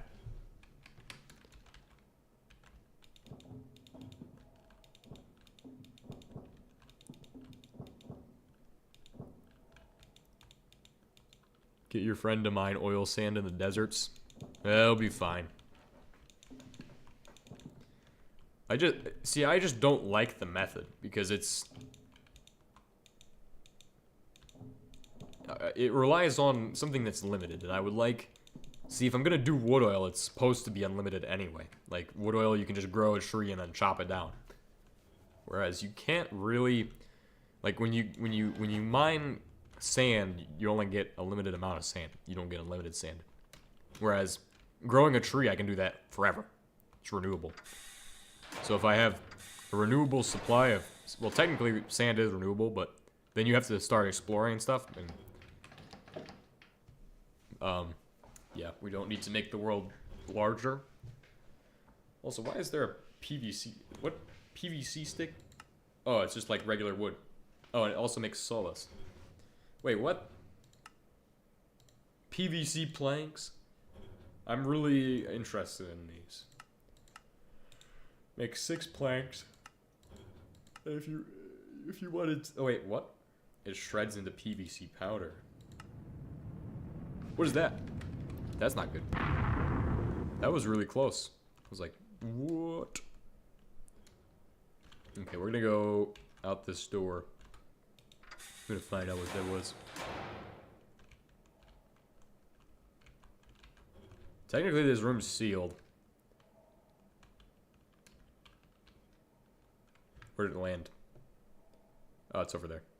Other one landed there. These might have some good stuff on them. Let me go check. I think in 20 minutes I'll be done. Actually, 20 minutes I'll try the switching stream, which will take me a second to set up. But I'm gonna go work on my computer then, which will be a stream. I'll do just a bit of computer stream. I'm not doing anything today because got a pretty good cold. Sickness, absolutely terrible. So I don't really want to get anybody else sick or anything. But yeah, it's my plans. And I actually have been working on something interesting for my computer. I've been working on. It's not a real computer. Okay, so I've been working with. What is it? Red Power, Project Red or something? Red Power? I think it's Red Power. For 112, and so I have set up. Hope you get well soon, man. Thank you. But I've set up. Well, you've seen the ones that I posted, but what I'm working on right now is one that just does all of the logic in one chip instead of doing it in 16 chips. So my chip can only handle 6 bits, which I could do 4 bits and just do 2 chips. I want to avoid that because then I have to have more opcodes. Be like, have to control 2 units at the same time. I can't do more opcodes. It also means that if I wanted to do less opcodes, I'd have to add more bits to opcode. Or well, yeah, I'd have to add more bits for it to process it, which is not good. Okay, because I don't want to increase the amount of bits. So I'm currently building a 6-bit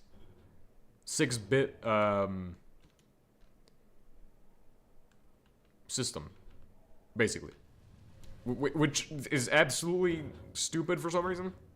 I don't know. I actually don't think it's stupid. I think it has merit because I can't get 8 bits. I can only get 6. Which means that technically, well, actually, no. You could realistically do a multi-step process to take those bits and actually do stuff with them, but that's I mean, that's too much brain power for me. I'd like to get other people working on the project, but I think most people are going to have their brains melted if they start working on some kind of absolute diabolical brain melting device with me. Because that thing is insane, and so I don't know anybody else who has skills with that. But of course, I am always willing to be open to anybody who wants to look at it, to learn it. But as far as like, nobody's gonna be interested in it. It's too much of a nerd thing.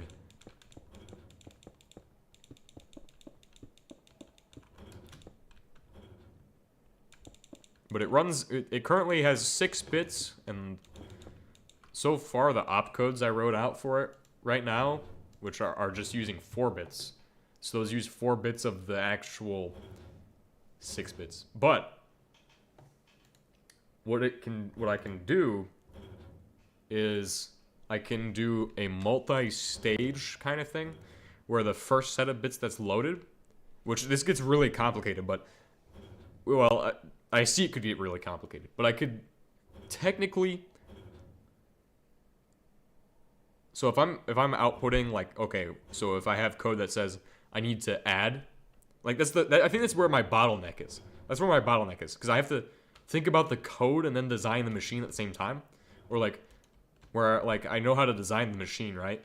But then I also have never designed a machine that has to be able to handle code. Like, I don't understand that.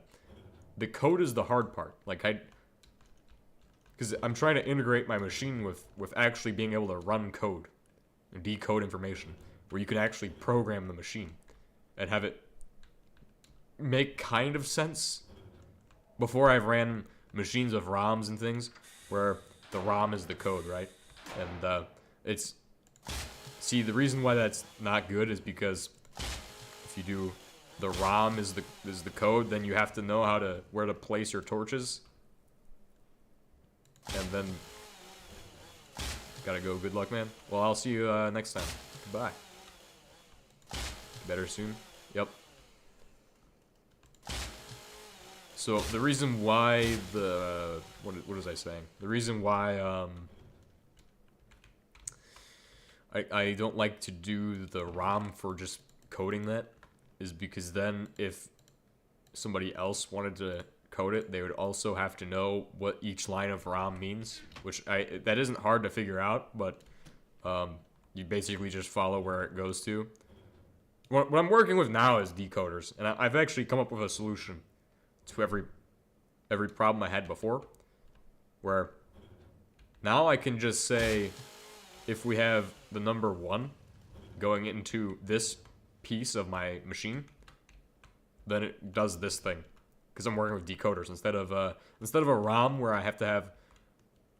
Technically, a ROM could be a decoder, but I'm doing different style of decoding, whereas a ROM takes more bits, and then, which it still technically falls into the category. I mean, that's really useful if you want to. I would have to explain it with redstone, but it's really useful if you would want to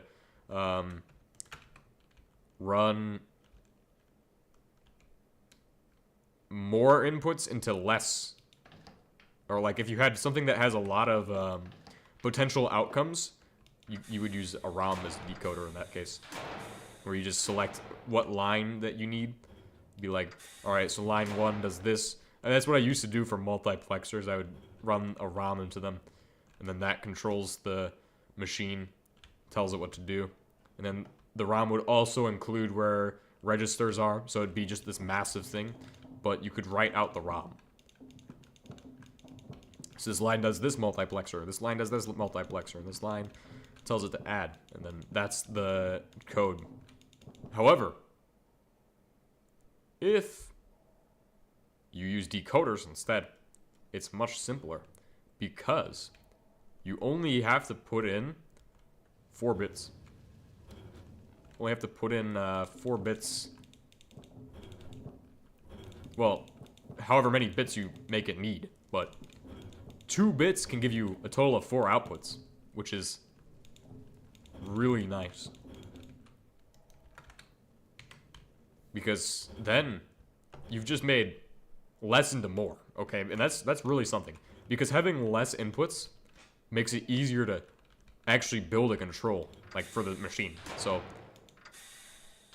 especially when I only have 16 total things to work with on one line. I only have 16 different lines to work with on the one line.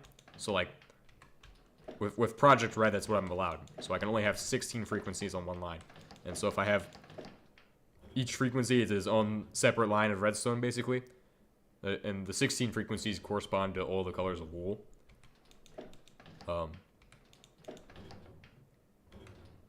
But it allows me to say, okay, this is bit 1, 2, 3, 4, 5, 6, 7, 8, 9, 10, 11, 12, 13, 14. Since I think I'm running 7? I'm either running 7 or 6 now. I was running 7 for the first time. But then I was like, okay, well, now this is too complicated. However, there's stipulations of everything, especially with what I'm talking about.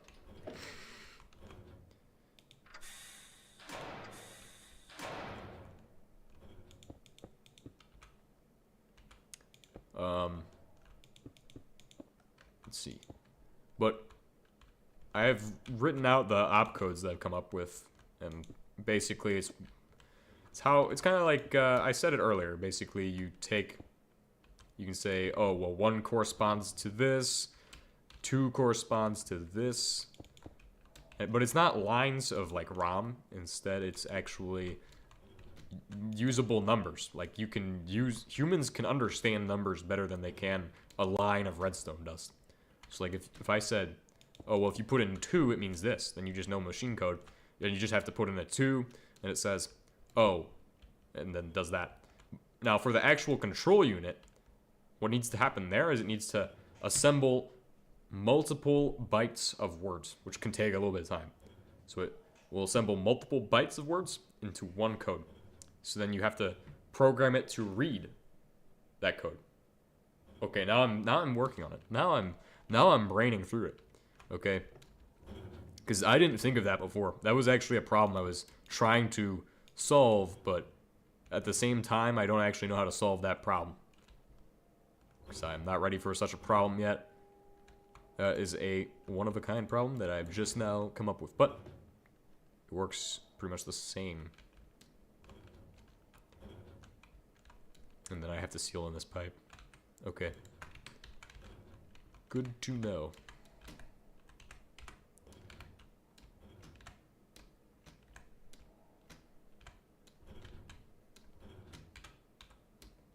Ah, let me out of this hole.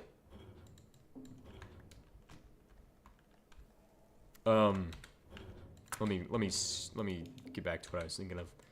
I lost my train of thought. So where was I? So I was saying that the control unit is gonna stage multiple bytes, which are gonna be 6 bits long in this case. So each byte is, unlike the traditional byte where it's 8 bits long, which makes sense. I'm gonna just be doing 6 bits long because that's what I can do, and that's easiest to store because then I don't have to do all kinds of shenanigans to connect 2 of the ALUs together, which I've already started building. And as far as logic goes, I'm gonna be pretty limited. But to simplify the logic down to where it's easy, I'm gonna use a system that effectively reduces the amount of logic by 2 times. So if it receives a 0 and a 0, it will just do traditional addition. And to do subtraction, you're going to need to do a little bit of extra work where you program it to subtract, which means you need to know how to do 2's complement, which is essentially just a fancy way of saying making a number negative to add it to a number. Okay, so then you don't have to do anything else. It makes it simple, but it makes it slower. Okay, so it slows it down, bottlenecks the process. So if a computer needs to add 2 numbers and use those numbers inside of its machinery to do stuff, I don't know. And the thing with this is that most games require the machine to consider multiple pieces of information to do things, right? Like, so if I'm only able to run, like, I only have one logic unit. I might need 2, 3, 4, 5, 6 to actually get multiple different pieces, because, like, if you have a score on a game, right? That's like if you have, like, in Minecraft, you have experience, right? But you also have a health bar. Like, the computer has to track all that information. My computer is only going to be able to track one assembled line of code at a time. I'm going to call it an assembled code. Essentially, what it means is that the multiple bytes that it needs have been put in. So I'd say like 4 bytes, which is the full code, goes in, and it's like, oh, this line, the first byte corresponds to this piece. Second byte corresponds to this piece. Third byte corresponds to this piece. The first one can be like, oh, bus, ALU, or like, no, the first line could be like, or first byte can be like, you can call a register or a ROM, pull out such information or something.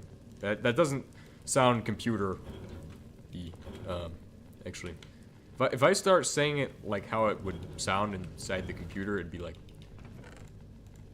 bus, then the second one would be ALU, then the third one, or the first one is like, where's it going, I guess. First byte can be like, where's it going? Or first byte could pull the register, and then if I add in, I only need 4. But then the problem is I'm still running 4-bit pieces of it.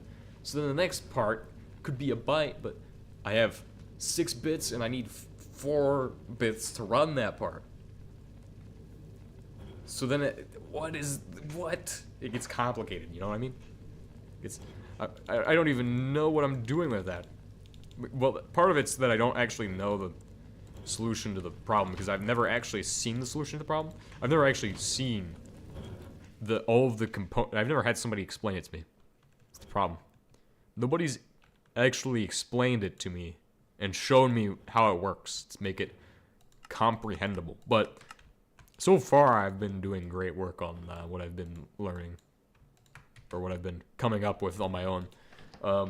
Since I don't actually go out of my way to read what other people say about it, or computing. I just look at like one word and I'm like, oh, I got inspiration for my next design. Serialization was like one of those things. I was like, I got inspiration for my next design. And I still haven't come up with how to solve that problem, because it's a problem that I'm not going to solve on my own. It's not something that I even care to solve, because at this point, it's not even necessary. As long as I have 6 bits on one cable, I don't need to serialize. But that's essentially what I'm gonna be doing when I have to load each piece into the storage unit before it goes to the ROM. Oh no, I know what's going on. Is this thing overflowing? No. Is this guy out of wood? Yes. Yes, he is. Yes, he is. Out of wood. Okay, cool.